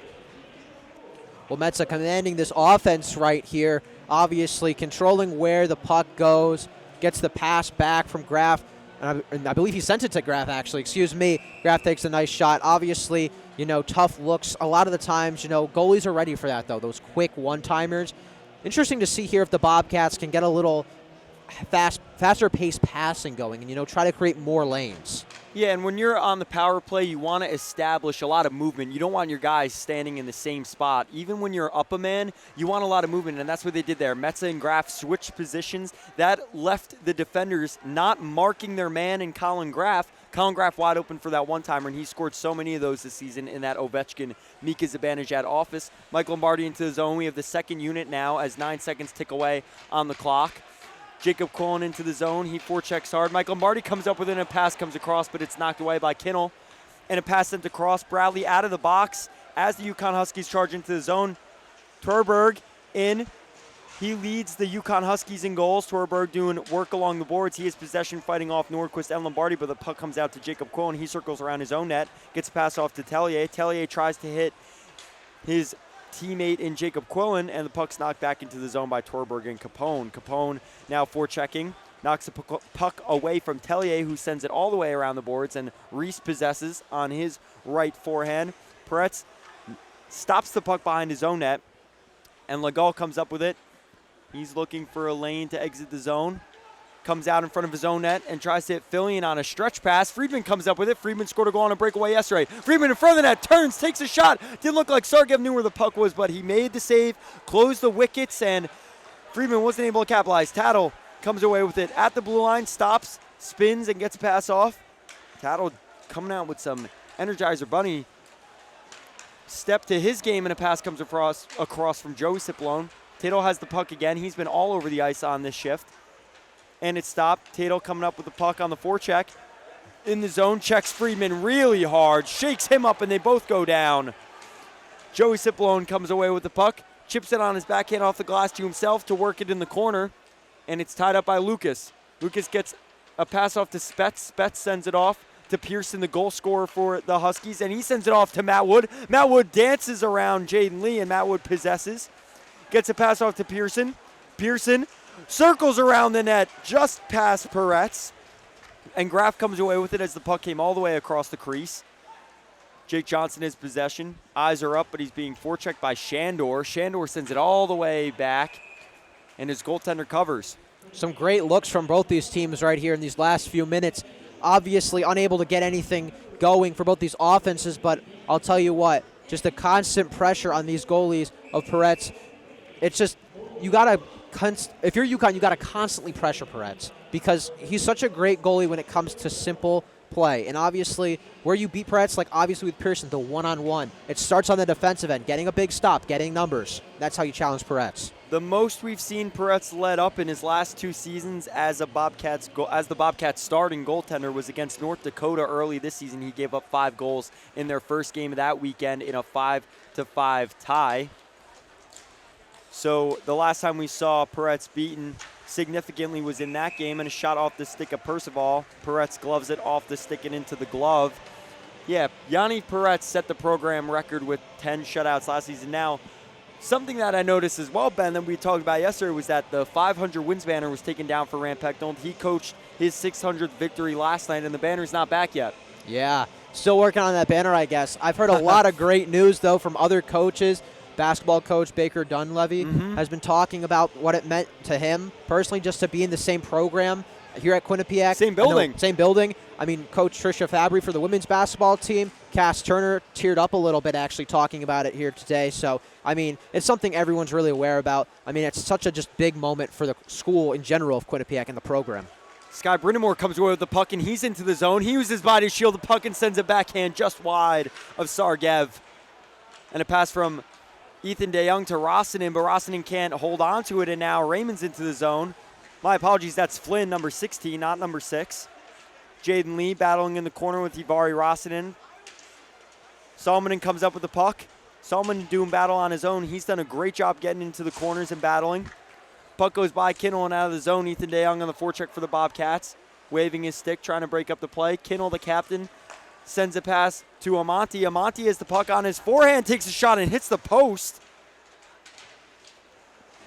An odd shot that hit the post. He slung it from the top of the circles, and it looks like it hit off his stick and just slid across the ice. Peretz there to make the stop. Mike Lombardi on the ice now for the Bobcats. A pass off to Bradley. Bradley using his speed, breaks in, takes a shot right to the crest of Peretz, and the UConn Huskies still have possession, but it's broken up by Ethan DeYoung and comes out of the zone. Huskies have it again, turn the puck over. Bradley with a great chance breaking in there. An in-zone breakaway. Torberg has the puck, sends it all the way across, but it's broken up by Mike Lombardi. Another defensive play on the weekend for Mike Lombardi to get his stick in there, right? Yeah, Bobcats making huge defensive stands right here. Torberg has the puck on the forehand. Pivots. Capone takes a shot right to the crest of Peretz, and the Huskies are starting to bring the heat with 10:30 remaining in the second period. It's 2-1 Bobcats still. Bobcats with 12 shots on goal, and the Huskies have now taken the lead in shots on goal with 14. Well, this crowd has certainly recognized the greatness they just saw there in this last 30 seconds. Just tiresome effort. UConn is so fast and strong and obviously getting so many chances here. Bobcats doing an excellent job getting deflections here on this possession. Now Jake Johnson comes away with it as the Bobcats won the face-off. Jacob Quillen winning that face-off. Graff gets a pass off to Lipkin. Lipkin passes it off the boards to Quillen. Sam Lipkin won the bronze medal at the World Junior Championship with Rand Pecknold, who coached Team USA this year. They lost to Canada, and they lost to some of the best players in the world. So Sam Lipkin got that experience as a first year from Lafayette Hill, Pennsylvania. He had a 5-point game earlier this season against Union, and against Yale, he had a 4-assist game, and that was his breakout in that game. He had a point on all 4 goals, was named the Rookie of the Week, was named the Rookie of the Month of December, and he took home a bronze medal from the World Juniors as a first year for this in the Bobcats program. So he was here for 2 months, went to Canada, brought himself home a bronze medal with his coach, Rand Pecknold, and now he's playing again here. Well, anytime you can get experience playing at such a high level, you got to take it. And he made the most of it, clearly. You know, like you said, earning the bronze medal. He comes back here with new energy, teaching some of his teammates what he learned. Colin Graff circles off the draw, takes a shot, and it flubs into the crease. It's still loose. And Sargev lost his stick. It's still on the ice. He doesn't have it in his hands, but it's in the crease. Lipkin's battling along the boards. And the Huskies have possession, and it's knocked back into their zone as Spets picks up the puck. Sargev has his stick now in hand. Lucas has the puck now. He pivots, gets a pass off to Spets. Spets eyes up, looks to pass one off the boards and does. Shondor cuts to the middle of the ice, and Wood tries to get possession, but it's knocked away, and Tellier has the puck. Quillen streaking up ice. Eyes up, looks for a pass. It's knocked off his stick. Wood lays it off. And Salmonen has possession. Wood gets it off again to Salmonen at the sideboards, and Pearson tucks under a defender, Ethan DeYoung, to get the puck and does so. Kinnell sends it around again. Pearson behind the net. Pearson spins off the puck and gets the pass off to the point, and a shot. A tip goes wide off Salmonen's stick, and it looks like there'll be a penalty on the Bobcats for a trip. And it looks like the Huskies will go to the power play coming out of this break, a TV timeout. 9:13 remaining in the second period. Ben, talk about the X Factor is Zach Metzo. Who's been the X Factor for the UConn Huskies? Well, I think it's a toss-up. And I mean, you could say anyone on that first front line there starting for the Huskies, but I'm going to go with Pearson right now. Obviously, you know, he got the goal and the flashy stuff, but he's been still making an impact on this game, advancing the puck. And honestly, right there, that line switch right there for the Bobcats kind of got you worried a little bit there because, you know, they're coming downhill. They get control of the puck. It looks like open ice, but Bobcats do a nice job of getting back on defense and being able to make the stop there. Obviously, here comes a power play. You weren't able to execute that defense perfectly here, but another chance for UConn to try to tie this one up. Yeah, take advantage of a line change. I think that was a great observation you made, that the Huskies saw that the Bobcats made that line change, and they said, jam the puck down their throat. Let's go. Get it in the zone. Get the offense going. Now, karaoke cam up right now in the arena. The fans are really into it here.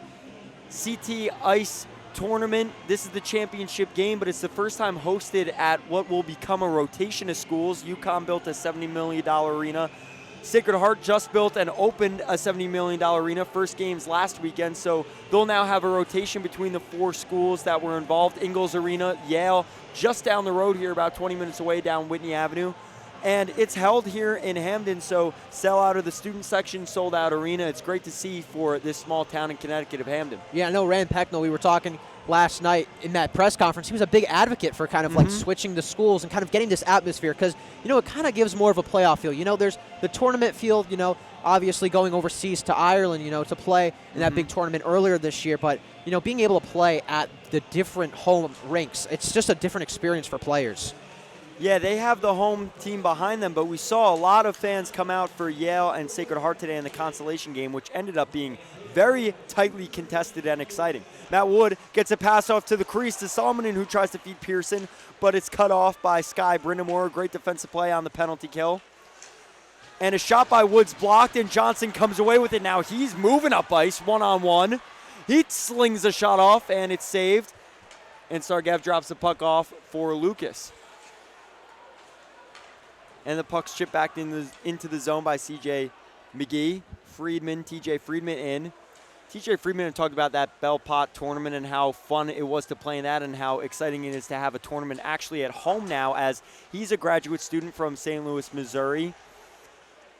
And he's been here for Rand Pecknold's 500th win, and now he's here for the 600th victory. That was last night. Matt Wood comes away with the puck to Lucas at the point, who takes a shot, and it's tipped. Peretz has trouble with it, comes out to Wood. Wood out to Lucas again, who slings the shot, and Pearson whacks away in front of the net. And he's covered up by 2 Bobcats, and Peretz covers the puck. They've had a great power play look here. Well, hey, Peretz showing why he's the MVP of this team right here. 2 nice saves. Obviously, the first one had no clue where it was. Able to get a stick in there. Not sure whose stick it was, but they got it out of there. And obviously, UConn, just constant pressure. And obviously, McGee was able to get that little break, take that shot. That was a nice break for the Bobcats, but obviously UConn is not finished. They still got almost a minute here, a little under, to try to make some more impact here. Eli's Pizza just handed to an entire row in the stands tonight. That's taking advantage of marketing, am I right? Now Ethan Dale comes up with it and sends the puck out. It's great to see. I noticed that with Hamden. It's a smaller town for sure.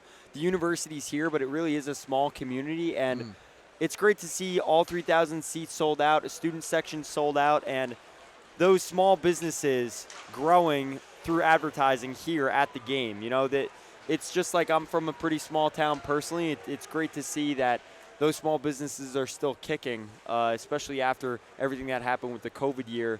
Even this arena there were no fans in this arena just a year ago. Flynn comes away with the puck, and 15 seconds remain on the power play. Looks like the Huskies' best chances have already come on this power play, as 14 seconds are on the clock. A face-off in the neutral zone. Capone to take that. And for the Bobcats, C.J. McGee on the ice. Yeah, and it looks like it's going to be another big kill for the Bobcats tonight. We talked about it before the game. Power play is going to be the storyline here tonight. Bobcats turning it around, going 1 for 2. Looks like that UConn's going to be in danger of going 0 for 2 when they went 3 for 4 against Yale yesterday. Great observation, Ben. I didn't even take note of that we talked yesterday about how the Bobcats struggled to capitalize. We talked about it a little bit earlier on the broadcast tonight, but you're right. Bobcats are 1 for 1. Huskies look like they'll be 0 for 1, and right now they're down by a goal, so that was a great advantage. That ticks off the clock. Messinio feeds Amati, who's charging up the wing, tries to make a move around McGee, but he stops him at the red line, and he checks a defender hard. McGee's tangled up, and it looks like no call there as he was interfered with a little bit. Tuttle cuts the puck off on a breakout and chips the puck high for Amati. Amati gains possession, and Jaden Lee cuts him off. Amati has possession with Percival, and Quillen cuts off a pass that was intended for Tuttle through the slot. Jaden Lee comes out with the puck and sends a pass off to Mike Lombardi. Mike Lombardi dishes it off to Graff. Graff stops and has the puck stripped away. Kinnell gets a puck up to Pearson. Pearson pivots, turns around, and gets the puck past Nordquist. And now Wood has possession. Wood is the youngest player in college hockey at 17 years old. Nordquist comes away with the puck, but now Kinnel has it. Captain of the Huskies sends it to his partner. And he streaks up ice now. Kinnel has the puck again. Shoots it into the zone, and Perret stops it. Nordquist looks up, checks his shoulder, has possession, sends it up the wall to Graff, but it comes right back out to Kinnel as Graff couldn't possess it. Shandor has the puck. First line out for the Huskies. Dangerous first line. Shandor takes a shot on goal. Deflected off Perret's stick and out of play, so there'll be a face-off to his right. Yeah, and seems like the tempo has kind of calmed down a little bit in these last 30 seconds. You know, we had the middle of the period, high action, a bunch of defensive plays. Obviously, the first period saw us with 3 goals, and so far none in the second period, but obviously both teams trying to be aggressive here. UConn looking like they're trying to slow this game down a little bit and get some good looks against Peretz. Peretz has stood tall for the Bobcats. He's allowed a goal on a breakaway opportunity, which some could say was due to the fact that Jake Johnson lost his footing a little bit, was caught a little bit flat-footed, so he was one-on-one. Spets takes a shot from the point, and it's blocked by Tellier.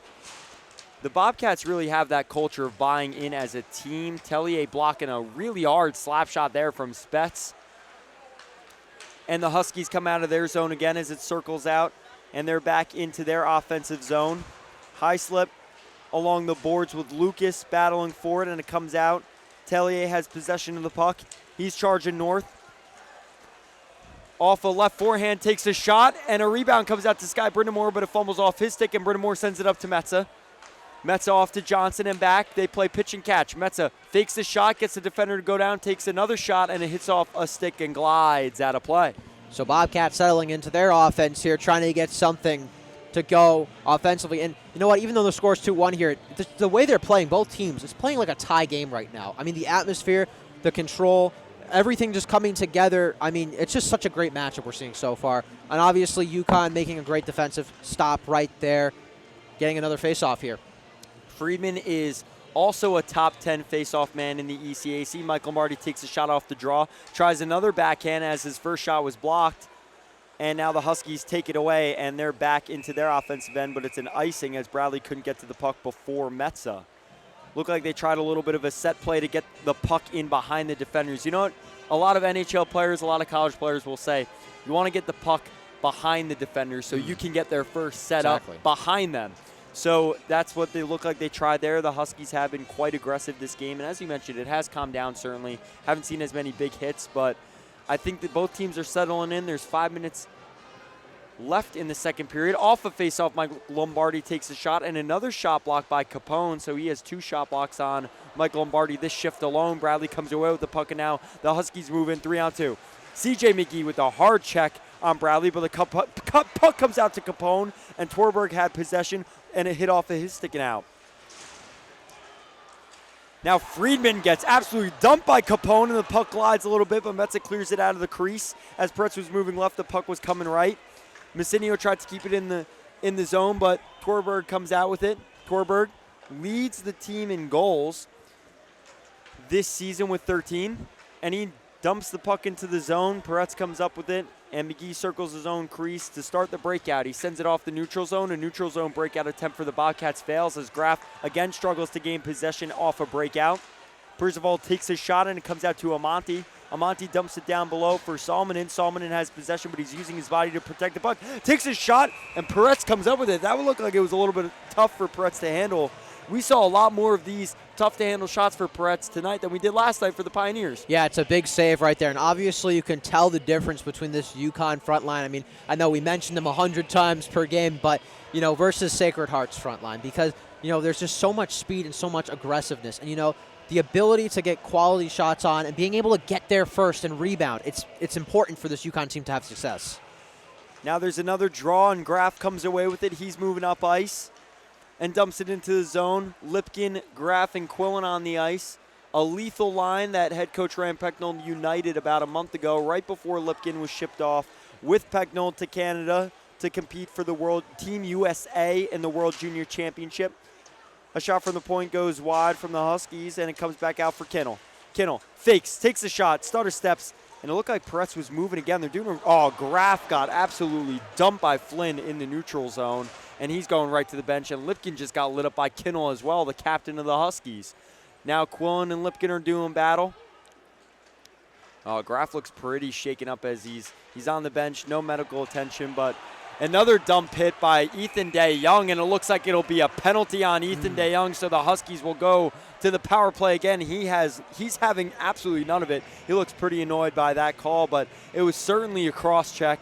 Yeah. Right to the chest of the opposing player along the board. So Ethan DeYoung, assistant captain, will sit in the box for 2 with 3 minutes and 11 seconds remaining in the second period. Yeah, and we've been talking about it all game, UConn's physicality. But, the big thing that separates their physicality and brings them to the next level is the ability to, stay disciplined and being able to make legal hits. And right there, DeYoung kind of gets caught up in the moment. Graf takes the hit, trying to get back at him a little bit, and just, makes an illegal move right there. Now TJ Friedman's against Schroeder to the right of Yanni Peretz in the face-off circle. Drop puck, but the official doesn't drop it. And goes for it again, and it looks like Schroeder jumped the gun again. Johnson annoyed by that. It's starting to get a little bit feisty on the ice. And another attempt, and Friedman doesn't pull the trigger on the draw, and now they're all annoyed. Friedman wins the draw. Puck comes out to Matt Wood, and he sends it over to the point man, Lucas. Lucas off to Wood, who has some space. Takes a shot, and a deflection by Bradley just goes wide, but he had the whole backside of Peretz. Now Lucas takes a shot, and Bradley battles in front, but is shaken off, and Pearson gets to the puck first. He's dumped by Metza.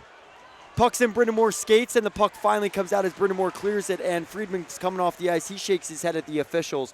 We actually had the chance to talk to Friedman last night in the post-game interview. Most of it was about Rand Pecknell's 600th victory and tournament play. But something we didn't have the chance to talk to him a lot about was the fact that he scored an individual effort goal, and he's a great face-off man. We didn't talk much about the face-offs last night with him, but he is a top 10 face-off man in the ECAC. Lucas with the puck at the point, chips it off to Matt Wood. 17 years old on the ice as a UConn Husky. Could have had a chance to play with Bedard. Pearson comes away with it in front of the net, but Yanni Peretz with a timely poke check knocks it away as Pearson was all alone. Another one-on-one opportunity for Pearson. They're getting so many one-on-one opportunities and so many good looks. And, this Bobcat defense is scrambling right now, but at least it's making stops for them. That's what they're focused on right now. Now Twerberg speeding up ice with it, his motor going. He sends it off, and Brind'Amour loses his stick, but the puck comes out of the zone, and Brind'Amour goes to check Twerberg again. I think the officials are letting some of the chippiness go right now. Let the boys play, the old adage. I think every dad has said that in a sporting event. And now Flynn comes away with it, and a shot! Top shelf where Mama hides the cookies! And the Huskies respond with 19 seconds remaining on the power play. That's a big shot right there from the Huskies. Obviously, we talked about it earlier. 3 for 4 last night on the power play. It was only a matter of time before they struck back. It's a big shot there. Jake Flynn. Jake Flynn sends a pass off. Salmonen absolutely a ripcord. Bends one knee, gets the heel of his stick on it, and rips it top shelf on Peretz, and it's a tie game with 1:30 remaining in the second period. They've taken control of shots on goal, capitalized on the power play. They're now 1 for 2. It's a tie game here in Hamden for the championship. Championship on the line. Yeah, it's an exciting game so far. Salmonen, we've talked about how great he's been all game on the forecheck, as now Percival comes away with the puck. The crowd is quiet now in Hamden. Sounds like we got a UConn chant going towards the booth that we're in. We're facing this Quinnipiac student section, but it sounded like a Quinnipiac section is about to the right of the booth where we are. Flynn comes up with the puck again. He just had the assist on the game tying goal. And a pass gets sent up the wall. Percival in on the forecheck, has Heislop in front. Norquist ties him up. Heislop behind the net. Johnson ties him up. 47 seconds tick off the clock in the second period as now we have a tie game. The Huskies respond on an in-zone break. Cutting into the slot, getting to the inside was Salmonen, and he capitalized. Now a pass is sent over the top. Graf trying to forecheck. It looked like he got tied up a little bit by Kinnell. The captain, Matt Wood, has it. Chips it off the boards, and now Pearson's chugging up the right wing. A left-hand shot up the right wing. He cuts the net and a shot. They score! Hudson Shandor responds with 22.4, and UConn takes a 3-2 lead. Shandor waving as he goes to the bench. My goodness, it's that front three, and I mean, wow, 2 goals, and only 2 minutes, less than 2 minutes right there. A jolt has erupted into this arena. We talked about the UConn chance coming on here. It's a great pass, getting an opportunity, a one-on-one with Peretz, and Peretz is starting to fold a little bit after making so many great saves tonight. Pearson cut to the net, used that big power forward frame, cut from the right side with the left shot, cut to the front of the net, tried to jam it, and Shandor just got to the front of the net to get the shot in. He's one of the leaders for the Huskies, and now that chance going again here in M&T. This has become a really interesting atmosphere. You have some UConn fans, Quinnipiac fans are quiet right now, and it's in Quinnipiac's home building. Now Tellier comes away with the puck, 5 seconds tick off. They take a shot and it goes into the corner, and that's the second period. The Huskies come into the second period down 1 goal. They now score 2, and they're up 3-2. Well, you know, we were just talking about it a second ago, potentially coming into this third period, still at 2-1, but just like that, lightning strikes, and UConn making aggressive moves and scoring 2 fantastic goals. You know, Ben, I don't want to give you the answer here, but I certainly think we've talked about X factors this game. Metza certainly for the Bobcats, but for the UConn Huskies, it's really looking like Pearson. Oh yeah, Pearson's been fantastic, getting so many great one-on-one opportunities, setting up his guys well, and obviously just a great period of play, for the Huskies and Pearson. Now, Ben, what has to be done for the Bobcats to get back in this game in the third period? They got to focus on defense right here. I mean, obviously getting a lot of deflections, got to take their time on offense. Obviously, you got to look at the stats for how long UConn's had possession, because so far in that second period, UConn dominated offensively. And you know, you've seen a few times, Metz is setting a few things up here and there, but nothing's come of it. So really got to slow down, really got to change the pace of this game, kind of get in UConn's head and find a way to put one through the net, because that's what you got to do at the end of the day. The Bobcats are down a goal in the third period with this Connecticut Ice Tournament Championship on the line. They want to be crowned the winners of the Connecticut Tournament, and UConn, Quinnipiac played in last year's tournament, so we'll see if there's a change in guard, as the Bobcats are the defending champions. Played UConn last year and defeated them. UConn up 3-2 heading into the third period. In 14 minutes, the puck will drop. In about 12 minutes, Ben and I will be back to give you an introduction of the third period. UConn takes the lead. The Huskies up 3-2 in Hamden. Third period of action in 1 minute. It's 3-2 UConn Huskies over the Quinnipiac Bobcats in M&T Bank Arena in Hamden, Connecticut. Bobcats on home ice, down a goal. Very rare situation. Yeah. They just took the ice right now, and in the third period, they're down 3-2 for Connecticut ice supremacy. This tournament, the point of the tournament, and the whole reason that all 4 Connecticut teams have played this weekend is to show who's boss in Connecticut. And right now, the Bobcats, who are the number 3 team in the entire nation, the number 1 team in the rankings at least, are down 3-2 to the Huskies. Ben, what do they need to do heading into this third period? Well, I'll tell you what, if UConn's able to pull off a win here today, they skyrocket through the rankings. And obviously this is a talented team. Obviously we talk about that front 3 all night long, just the speed. Pearson not just scoring the goal, but getting the assist on that last one. The 2 goals in 1 minute and 30 seconds. Bobcats got to lock down on defense, got to take their time on offense, get good looks. Maybe we see a few power plays here in this third period for them. That could be big. Obviously, I believe so far they're 1 for 3 on the power play, so kind of looking like last night's 0 for 3. Got to start getting better results there. The drama is here. The stage is set. Ben just enlightened us with some numbers and statistics, and the puck is dropped. And now we have a third period of action where the Bobcats are behind a goal coming into the championship third period. Action, Jake Johnson tries to close off Capone. Puck gets by him, and Torberg's flying into the zone. Gets in hard on the forecheck on Metza, and he's cut off by Bradley. Bradley chips a pass through his legs, and Metza gets possession. Metza pivots, turns around in his own corner, gets a pass off to Graf, who quickly gets one to Quillen, streaking up the center of the ice. Quillen dumps the puck off the sideboards, gets past Kinnell, a defender, and Lipkin hits Kinnell into the sideboards. Now a 2-on-1 developing. Bradley comes away with the puck, pumps the brakes, takes a shot, goes for the top shelf of Peretz. Peretz jumped to get and block it, but hits off the glass and out. Really fast pace to start the third period here, as you'd expect in a one-goal game. Bobcats rarely in a situation where they're down a goal. They defeated Harvard on home ice in a close game 4-1 earlier in the month on January 6th. And now they're down 3-2 in another close match. And another chip play off the wall. Pearson coming away with it, tries to whack it in the air. As another one, 2-on-1 developed. Bradley to Pearson, whiffed on an on-air pass, and a shot comes out. And Matt Wood looks for the rebound, but can't possess it. Matt Wood has the puck chipped away from him. Pearson sends it back into the zone.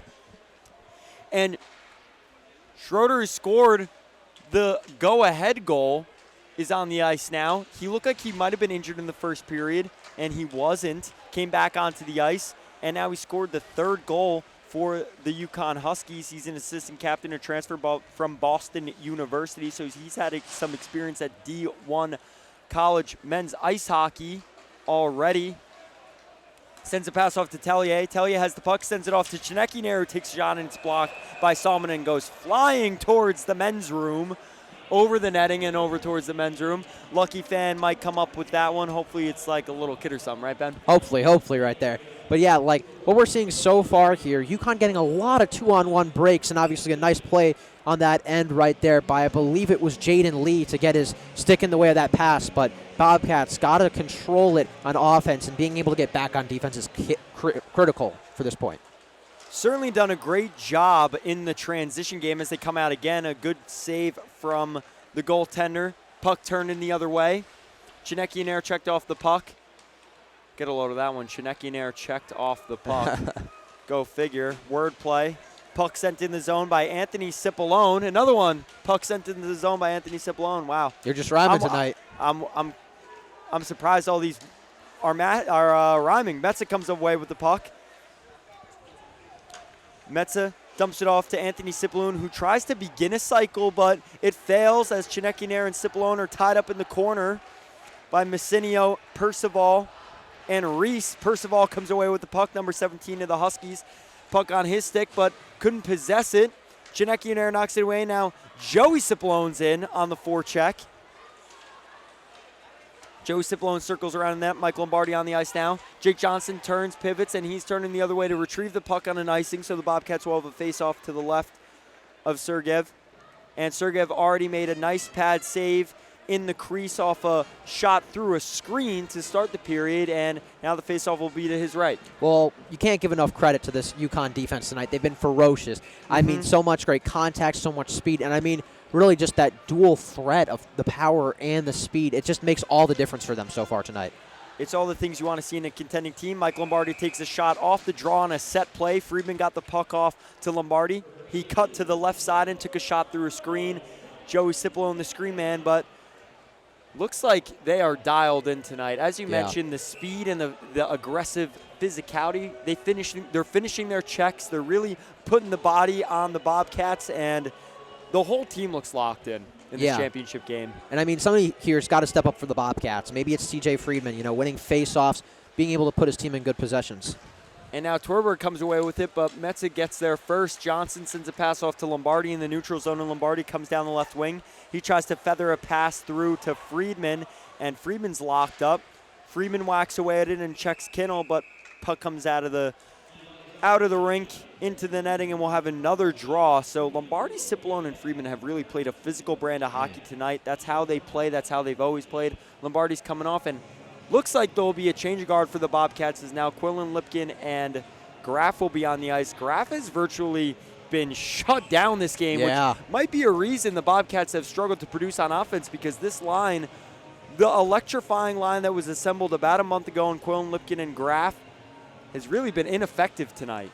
Yeah, and I mean, he's got 37 points, goals and assists combined here for the Bobcats this season, so he's a big-time performer, and you need him on in big games like this. He's fifth in the nation in scoring, second in ECAC in goals, now with 14 with 2 goals last night, first in assists in the ECAC, and he leads QU in all stat categories, goals, assists, and points. Torberg takes a shot, and it is deflected off of Quillen's knee, and Jaden Lee comes up with it.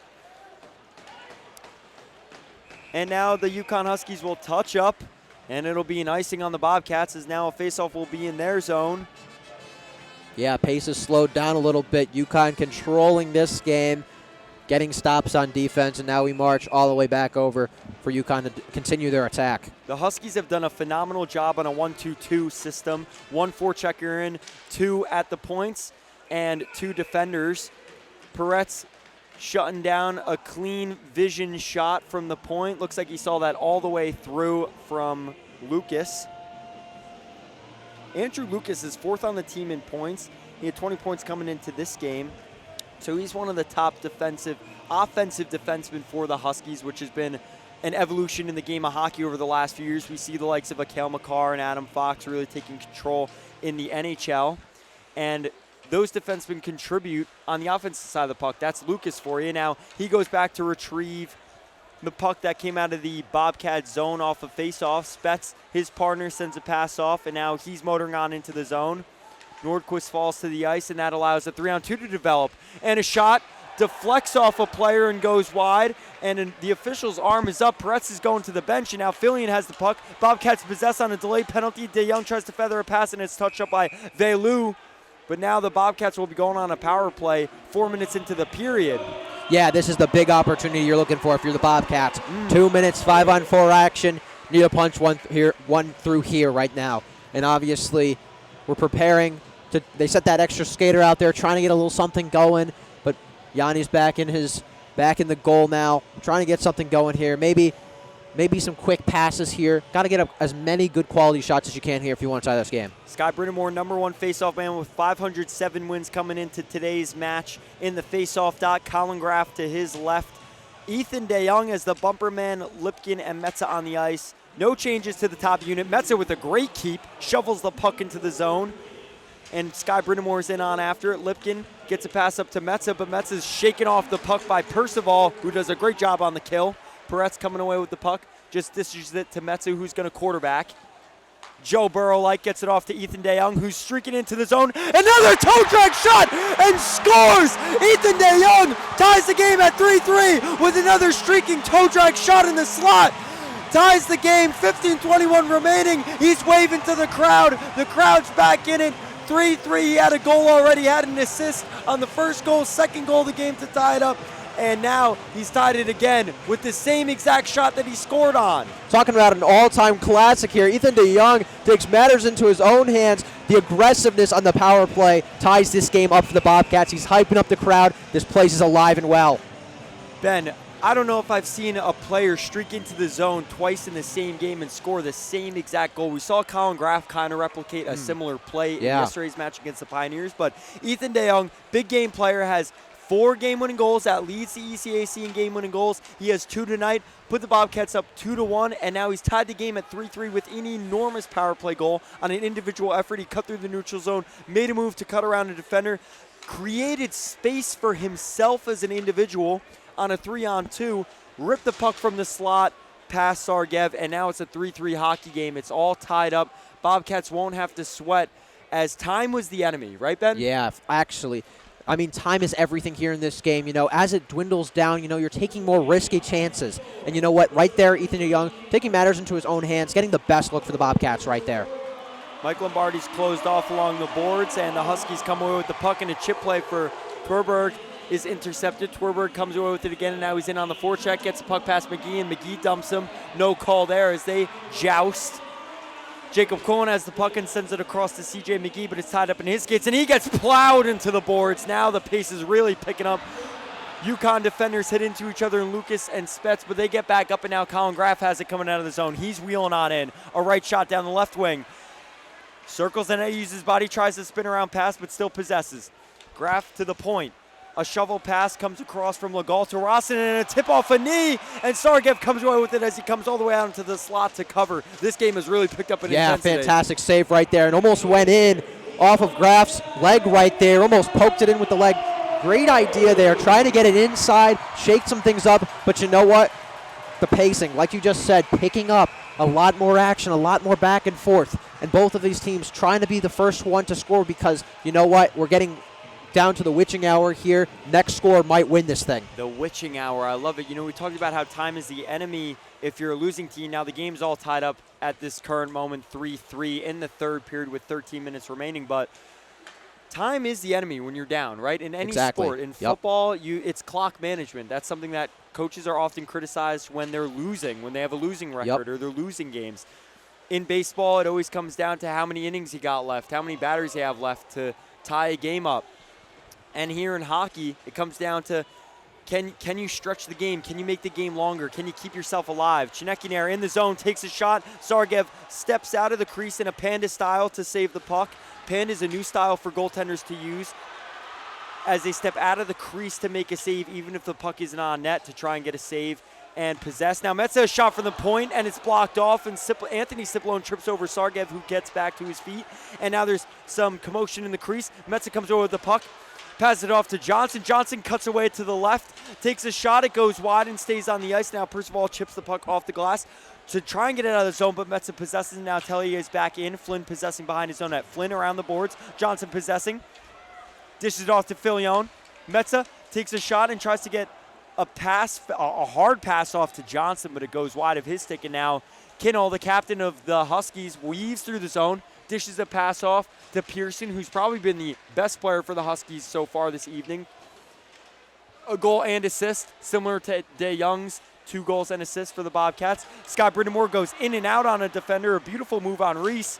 Gets first in on the forecheck, and DeYoung's in again. That first line going to work, and the puck gets batted out of the zone. Now CJ McGee's in, and Twerberg is as well, but it will now be an icing. So looks like some things have shifted in the Bobcats' favor here. Yeah, well, on that last play for the Bobcats, Tayamonte of the Huskies makes an excellent play on CJ McGee, trying to get around that corner, get something going. It's just the defense and just the awareness right there by Amante. A fantastic play overall, saving them there. But the Bobcats back in the attacking zone. You know, they're taking great shots. They're getting good looks here. But it's about just finding the perfect one and nailing it, obviously. I think what's interesting is we're talking about a lot of the fifth-year and senior players that have contributed tonight, because Wood, who's 17 years old, he's been a tantalizing forward, who's been shut down. And for the Bobcats, that whole line of Quillen, Lipkin, and Graff has virtually been shut down. We'll see if they can contribute here in a tie game. 11 minutes remain on the clock, 11:53. We have another icing. Bobcats lead in shots on goal, 21. Oh, my apologies. UConn Huskies lead 25-21. The Bobcats have 21 shots on goal, but the Huskies have really, when they turned things around in the second period, they took the jump. Yeah, I mean, you talked a little bit about that age kind of like idea here, where some of the younger guys not able to get their opportunities, but the older guys picking up the slack. And honestly, heading into, more competitive games towards the end of the year, ECAC competition, that's when, some of these older guys are going to have to help take up the step even more. I certainly agree. I think that's something we're going to start to see down the pike. Ben, you've been talking at every intermission, every chance we've had to talk about.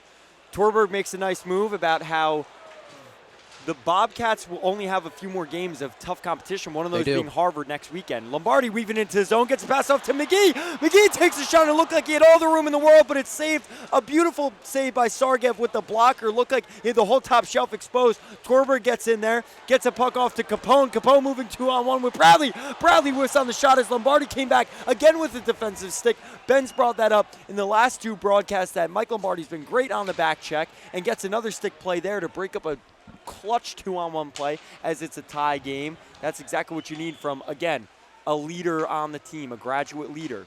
Puck comes out to Bradley, who's walking at the blue line, curls and takes a shot into the zone. Spetz steps up, tied up by McGee, and the puck comes back to him. He takes a shot and goes just over the net, and Lucas has it at the point. He stops the puck from leaving the zone. Off the wall, a shot by Tayamonte, and it's stopped by Peretz, looking like Tayamonte was looking 5-0 there. Yeah, well, UConn, we've seen it throughout each period here, getting so many 2-on-1 opportunities, and you know what? It's about the deflections. The deflections have been massive for the Bobcats. We talked about it before.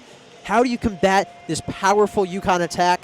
It's with guys like C.J. McGee, Jake Johnson, Zach Metsa, getting nice deflections here, giving Peretz a little breathing room here. Obviously, he's been tested. The 3 goals that he's allowed tonight, it's been a little more than usual for Peretz, but, being able to supply him with some help is critical for the Bobcats, especially down late here. The Bobcats are a team that has a culture of blocking shots, and that's what we see. It's like Tortorellian styles. We've seen John Tortorella's implemented that in the NHL stints he's had with specific teams. Last most notable, Columbus Blue Jackets, now Philadelphia Flyers. Big on shot blocking, clogging up the lane, don't let anyone to the inside of the ice, right? We saw that's how the Bobcats lost to Cornell. Is Cornell plays a very hard style play. They don't have the offensive talent that the Bobcats do, but Cornell has that defensive mindset.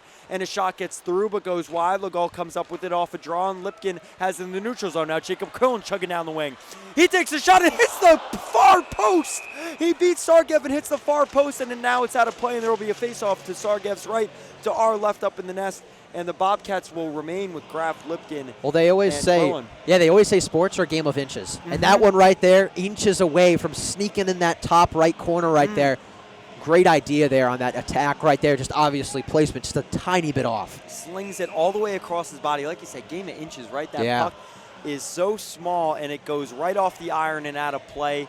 Fired hard by Quillen after he carried it through the neutral zone. And I think we're gonna start to see more end-to-end action as it's picked up in pace, picked up in intensity, and a lot of the neutral zone play is almost dissipated. We've seen a lot of 2-on-1s and a lot of 3-on-2s develop, and that's how Ethan DeYoung scored, and that's how the Huskies got a few of their chances early. Pearson cuts to the net and gets the puck knocked away with him. 10-13 remain in the third period. If you're just joining us in the championship game, we're all tied up, if you can believe it, in Hamden. The Huskies have really put forth a great on-ice product and effort, and the game is tied 3-3. The Bobcats had to tie it. Ethan DeYoung with the game-tying goal on the power play. After his penalty was the reason the Huskies went up a goal. Ethan DeYoung possessing, gets a pass off, and Frazier knocks it away. The fourth line doing a great job for the Huskies here.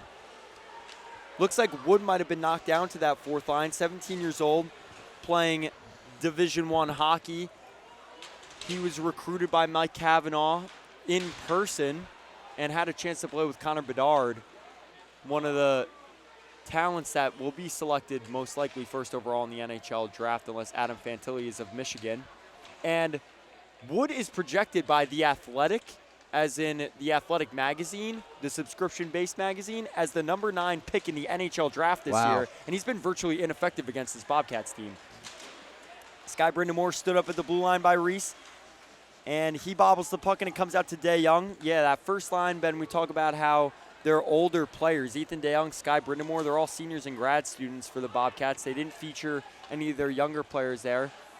Fillion, a sophomore, has been on that line, but this period so far, Mike Lombardi's double shifted a little bit, and now Christophe Tellier has the puck, turns with it, looks for some help and dishes it off. And it comes back out to Chinekine, who shoots, and a beautiful bad save by Sargev as a miscommunication leads to Chinekine having a wide open chance. And now Capone moving on in with Twerberg, but misses a pass on a 2-on-1. That's the 5th 2-on-1 for the UConn Huskies this period. Now Mike Lombardi goes to challenge Spets at the blue line, and the puck comes into the zone. Peretz has possession. And now Legault has the puck behind the net. Giving us a second to breathe here, catch our breath. Yeah, 8:17 ticks off the clock. It's 3-3 game. Mike Lombardi has the puck. Mike Lombardi dishes it off to Chinekine, who spins, and the puck gets away from him. Now the puck goes sent up the board, but Tellier possesses, takes a shot, and hits off of Sargev, and he gloves it.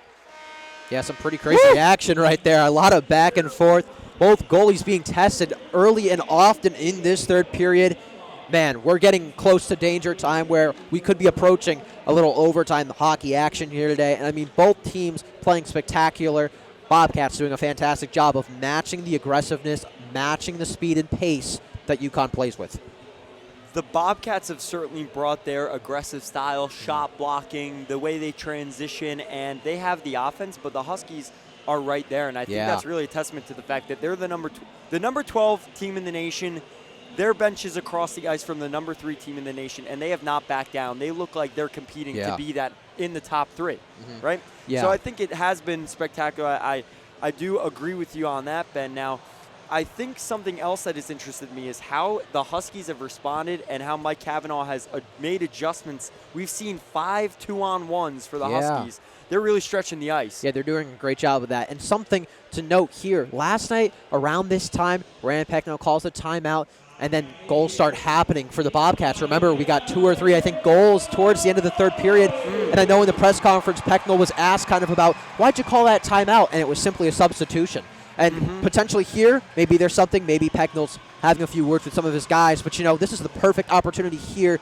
Face off in the attacking area for the Bobcats. The Bobcats want to take the lead here. This is a perfect opportunity. And Quillen, Lipkin, and Graf will take the face-off against Amante, so they're going to be facing a more experienced forward group, but I'm sure that's not something that's in the mind of the coaching staff when they're selecting what line to put on the ice. It certainly isn't. As Randy even told us, when they took the timeout yesterday, when he had taken the timeout, he didn't say a word. Yeah. If he let some veterans on the team speak if they wanted to, but other than that, it was really to just restart the pace for the team. And we'll see, as they've had 2 face-offs here. He's putting some veteran players out now. I think he's going to try and challenge Friedman with Amante in the face-off dot, and we've seen that matchup all night in the face-off draws. Amante's great in the face-off dot, but Friedman's top 10 in the ECAC. Puck comes out. Friedman has possession on Lombardi, sends it into the zone. Joey Cipollone ties it up, and Mike Lombardi gets there as the second man in. Kinnell checks him off the puck and gets it off, but it comes out to the point. Metza pass off to Lombardi. Metza, a one-time slap shot and a pad save going down into butterfly. Sargev makes the save, and it's still in the zone. Kittle, the puck flutters off his stick, comes out to Joey Cipollone, who tries to whack it out of the air, and McGee can't keep it in the zone, retreats to his own end over his defensive blue line. Sends a pass right into his bench, and now it'll be a neutral zone faceoff, or it looks like a faceoff to the left, actually, of Yaniv Peretz. Not something McGee would want to do with 7 minutes 22 remaining in a 3-3 game for the championship. Yeah, and I mean, you just look at the shots on goal category in this one. 26-25 UConn totally with the lead right now, or maybe it's Quinnipiac. I believe it's Quinnipiac.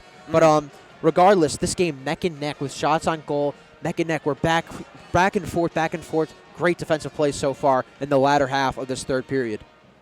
Now we'll have Shandor, who put the Huskies up 3-2 at the end of the third period. Now a 3-3 game. He takes a draw. Messinio comes up with it in his own end, and now it's checked off to Wood, but Wood loses the puck in the neutral zone to Quillen. Graff inside out to Quillen. Quillen tries to send a puck around, but Messinio comes up with it, and Jake Johnson keeps it. Jaden Lee at the point, comes in, takes a shot, and it's gloved by Sargev. He saw that all the way through. Sargev gets the glove up and gloves it down. Jaden Lee had the whole right side of the ice to move in and take a shot, as he did, and Sargev challenged, stood up, and stood his ground with the glove save. And Sargev has really impressed me tonight, honestly. After the first period, being down 2-1, only allowing one Quinnipiac goal so far. It was that late one, obviously, by Ethan DeYoung, but making great saves and keeping this UConn offense pumping, because, you know, they need that motivation on the defensive end to try to turn things away here. Ethan DeYoung tries a one-timer off the draw on a set play, but fails to pull the trigger. Johnson tries to keep it into the zone, and he gets blown by Bradley. Bradley and Capone have really brought the pace for the Huskies so far in this third period, as they've probably been the most notable line. And a dish off. Bradley hits it off the boards, but Lee comes up with it over the neutral zone, sends it back in, and they got a touch up for the offside, so the Bobcats are now in on the forecheck. Lucas, a pass off to Spets. Spets possesses. Off the glass, Fillion tries to stand it up at the blue line. It looks like it'll be an offside, or a hand pass, actually. Twerberg coming off the ice, a Toronto Maple Leaf draft pick for the Huskies. He's had almost a point per game in his career, so that's a guy you want to keep on the ice. Now, Ty Amante, again, will be against DJ Friedman in the faceoff dot to the left of Peretz, and the Huskies are talking right now. Flynn Salmonen, who scored a goal. Percival, who's been active on the offense. Amante, a great faceoff man. We're talking right before puck drop, as this will be an offensive zone draw for them, looking to take the lead with 6:26 remaining in the third period. Yeah, and I mean, this game certainly has a playoff feel to it. Friedman checks the puck off to Lombardi. Lombardi steaming on in, using his body to cut in, takes a shot just over the net, and he goes hard into the boards as he was tripped up. And another shot, a keep in from Metza to find Lombardi, but he was just getting up to the side of the net, couldn't possess. Puck comes around the boards, and it's chipped. It looked like out of play, but now Percival is in on after it. Rossinen all the way back 200 feet the other way. Sends another puck up the boards to Lombardi. He looks like he's out of steam a little bit. TJ Friedman hits the puck, uses his body to defend it from Shandor. Percival comes up with it. Now they're coming the other way. Amante has possession, but it's knocked away by Metza. And we have another stoppage of play. Puck came out of play. Yeah, 2 great looks right there for the Bobcats. And obviously at the forefront, it's Mike Lombardi making great strides. Took that shot, and yes, it was a little high. He didn't get it exactly the grip on it where he wanted to, but a nice effort being able to get to that rebound on the far right side there and trying to put up a few more attacks. Now, Ty Smilanic was a different type of forward last season for the Bobcats. He transferred, but Tyson Milonic, they would try and hit him on stretch passes because of his speed. I think what they're trying to do is hit Mike Lombardi on stretch passes because of his size. He has the speed, but he has the size to cut in and knock a defender away from the puck and use his big frame. Matt Wood has possession of the puck right now. That 17-year-old that's playing college hockey. I don't even know how that's possible, but Reese sends a pass off to his partner and takes a shot. And Shandor takes a shot to get it into the danger zone of the ice, but now Lipkin comes away with it, and now that's a 3-on-2. Graff off to Quillen. Quillen pumps the brakes, gets a pass off, tries to hit McGee, and a yard sale occurs. Reese has possession of the puck. UConn skater has her stick back, and UConn Huskies try and look for a stretch as well to counter the Bobcats, and it's an icing, so there'll be a face-off in the Bobcats offensive zone now. 5 minutes and 10 seconds. If there was ever a time for a goal for either team, right? It's now. It's any moment now. It's got to be coming. But on that last play, like you said, UConn loses a stick right there. A little bit of franticness on defense here. So we'll have to see if they can, calm it down, get a few stops, and, continue to push. Because, hey, a big stop for them could lead to a 2-on-1 and another score. Yeah, if you push too hard, you'll give way to some more open ice. And Friedman had told us that in the Beanpot, it taught them that there's a lot more ice on that Olympic style in Ireland, and they had to learn how to adjust to finding open ice, and it's allowed them to look at the smaller rink in a different way. Ethan DeYoung has possession of the puck, dances at the blue line, makes a move on Torberg. Now Johnson comes over, slings a shot, and it hits off a Pearson and goes wide. Fillion battling in the corner with Sky Brindamore, 4:44 on the clock. If that's good luck for anybody, we'll see which skater that'll come to. Ethan DeYoung shoulders on in. Sky Brindamore helps him out below the dots and gets passed off to Jane Lee. To Johnson, his partner. Stutter steps, takes a shot, and scores! Jake Johnson scores with 4:31 remaining. 4-3 Bobcats. He rips a wrister on his stutter step. Top shelf.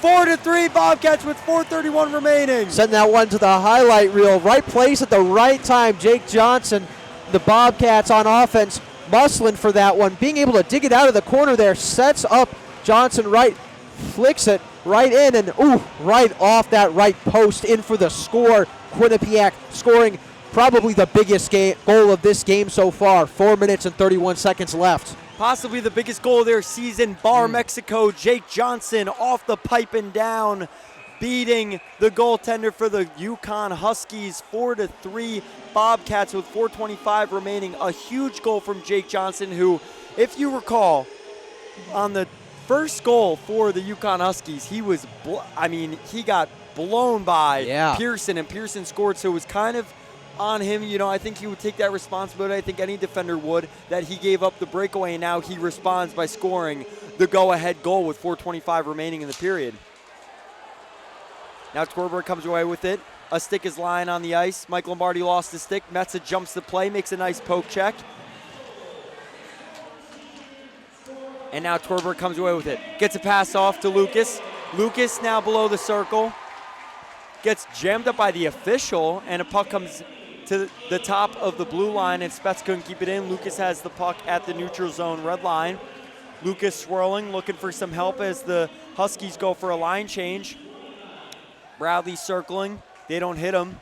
They opt to go to Lucas, who will wheel it up and send it into the offensive zone. And Peretz battling behind the net for the puck.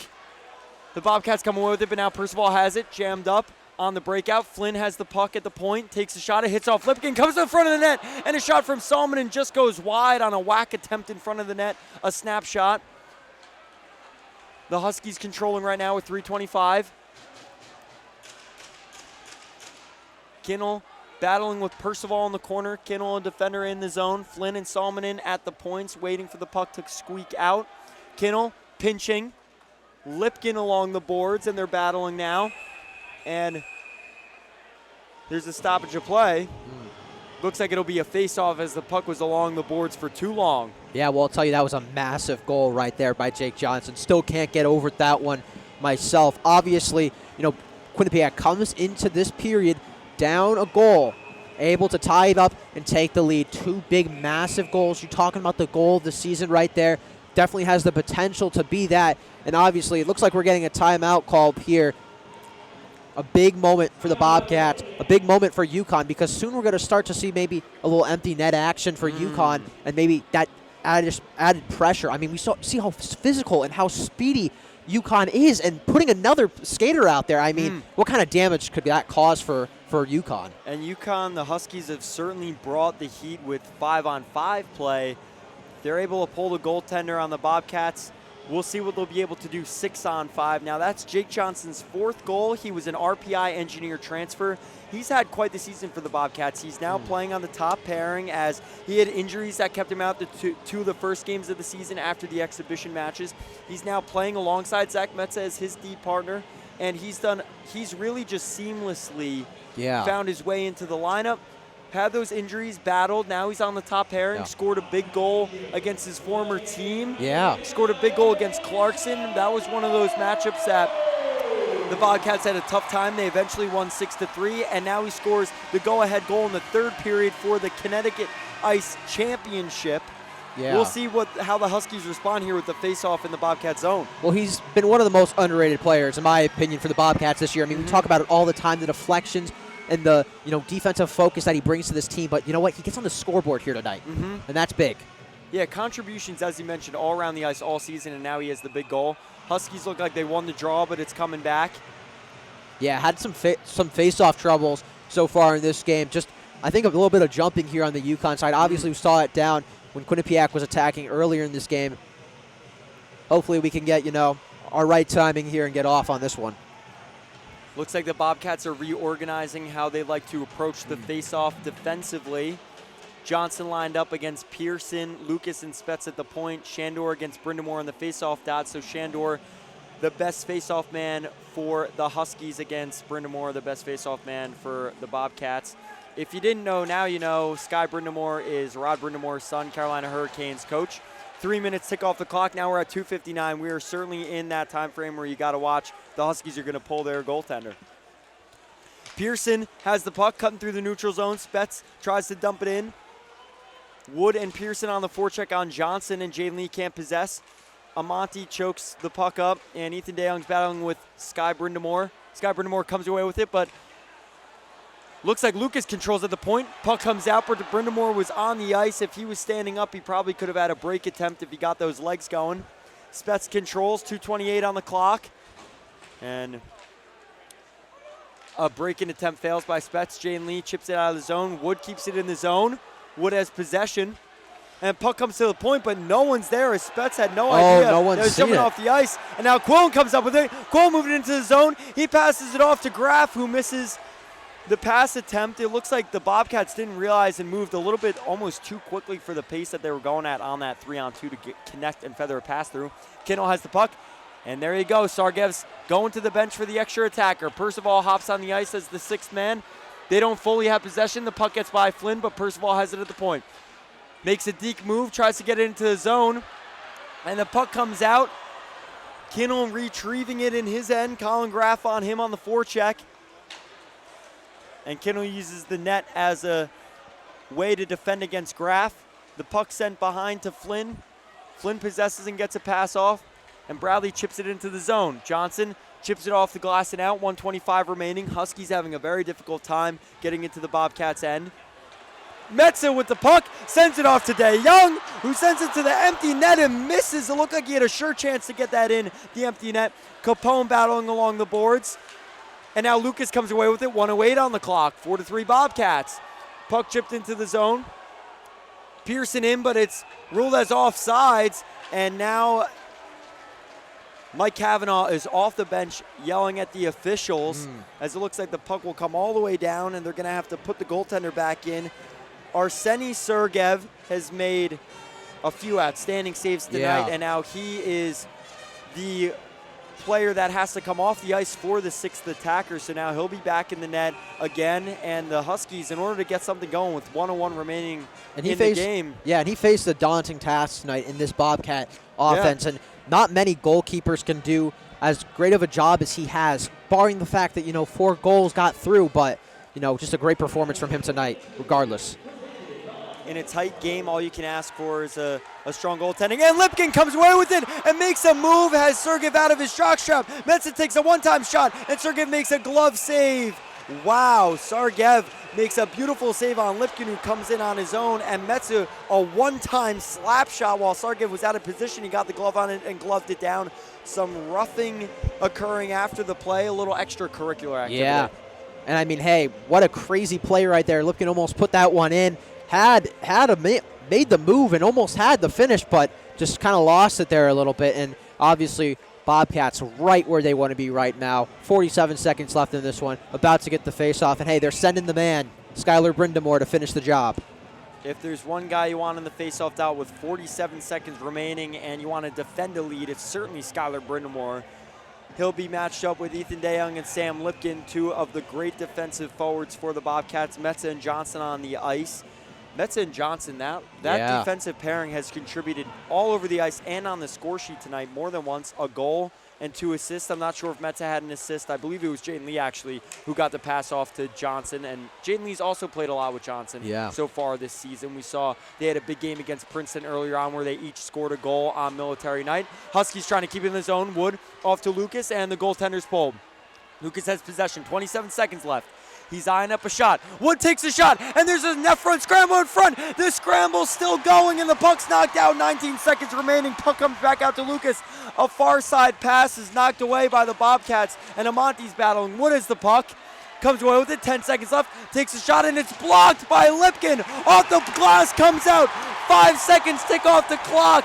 3 seconds, 2 and 1. Graf shoots at the empty net, but the Bobcats win the Connecticut Ice Tournament on a Jake Johnson 4 minutes remaining goal, and they celebrate. Helmets off, gloves off. They're in the corner as the Huskies look to line up for handshakes. The Bobcats go back-to-back.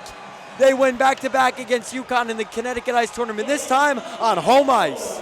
Yeah, what an incredible 6-on-5 possession right there. Obviously, bringing in the extra skater, Bobcats faced nothing but pressure in that last couple minutes, and Brindamore got a massive block, and they were able to clear the puck.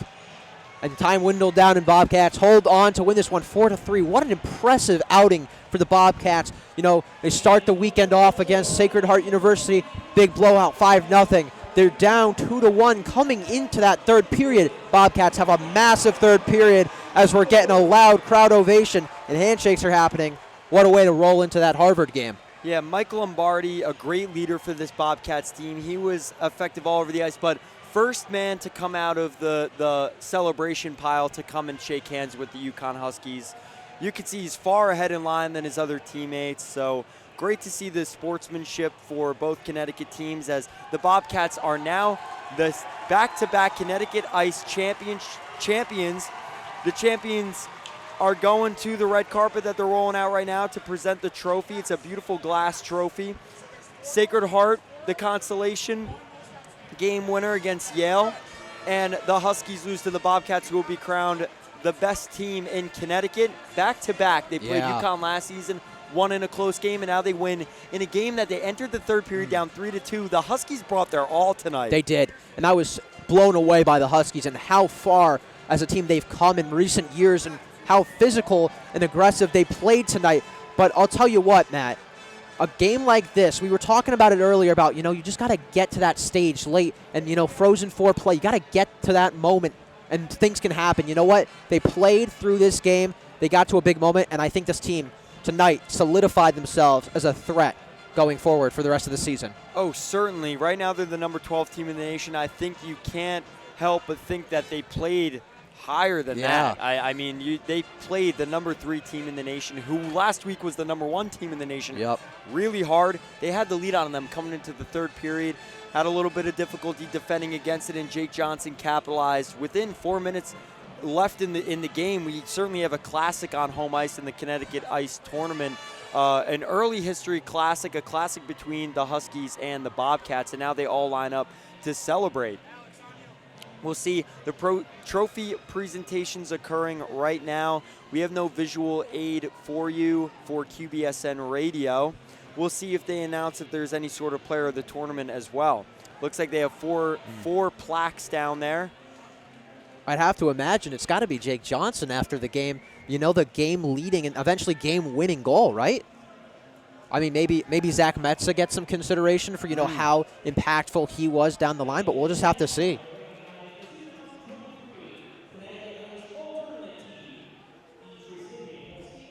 So they're currently announcing the all-tournament team.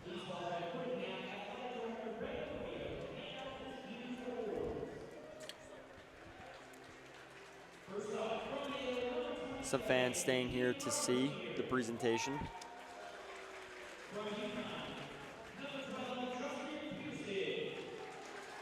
Pearson, the player that we talked about all night, has been named to the team, and he'll receive his plaque. And what a fantastic player. I mean, we just saw a little bit of his game tonight, but so much potential. Yeah, we saw how he used that big frame. He was a Yale Bulldog, so if he was competing for the Bulldogs, he would be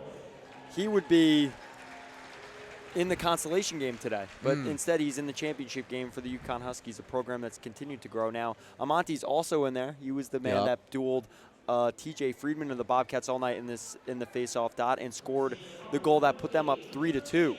Yeah, that was a big goal in this game, and obviously just so many great moments in this one, back and forth, and, you know, facing the adversity as Colin Graff comes out after his 2-goal game yesterday. I mean, just facing adversity in this tournament, bouncing back from the 2 losses that they had coming into this tournament, and, you know, getting back on a winning streak here. Got to think maybe Ethan DeYoung is up there as well. Oh, Metza. Yeah, you called it, Ben. I was thinking Ethan DeYoung or Zach Metza for that second spot. Ethan DeYoung really showed out and showed why he's clutch in the big moments, but Zach Metza all around, his game so composed. I don't think he had really much of an error tonight that we could say.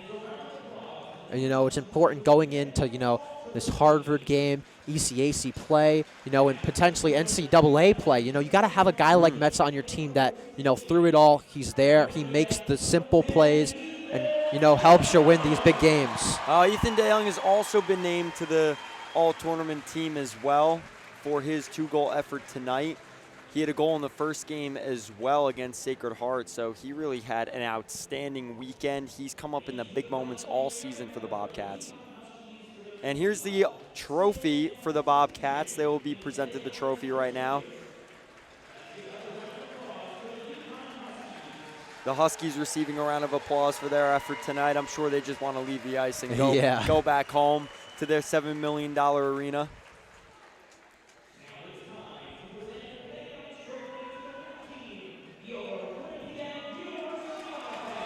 I mean, we talked with Colin Graff and TJ Friedman last night. They talked about winning 5 tournaments this year, 5 championships. And they won the Bell Pot. They won the Bell Pot. They won tonight the CT Ice tournament. They're 2-2 for so far, so we'll see if that trend continues. Obviously, the mentality hasn't changed.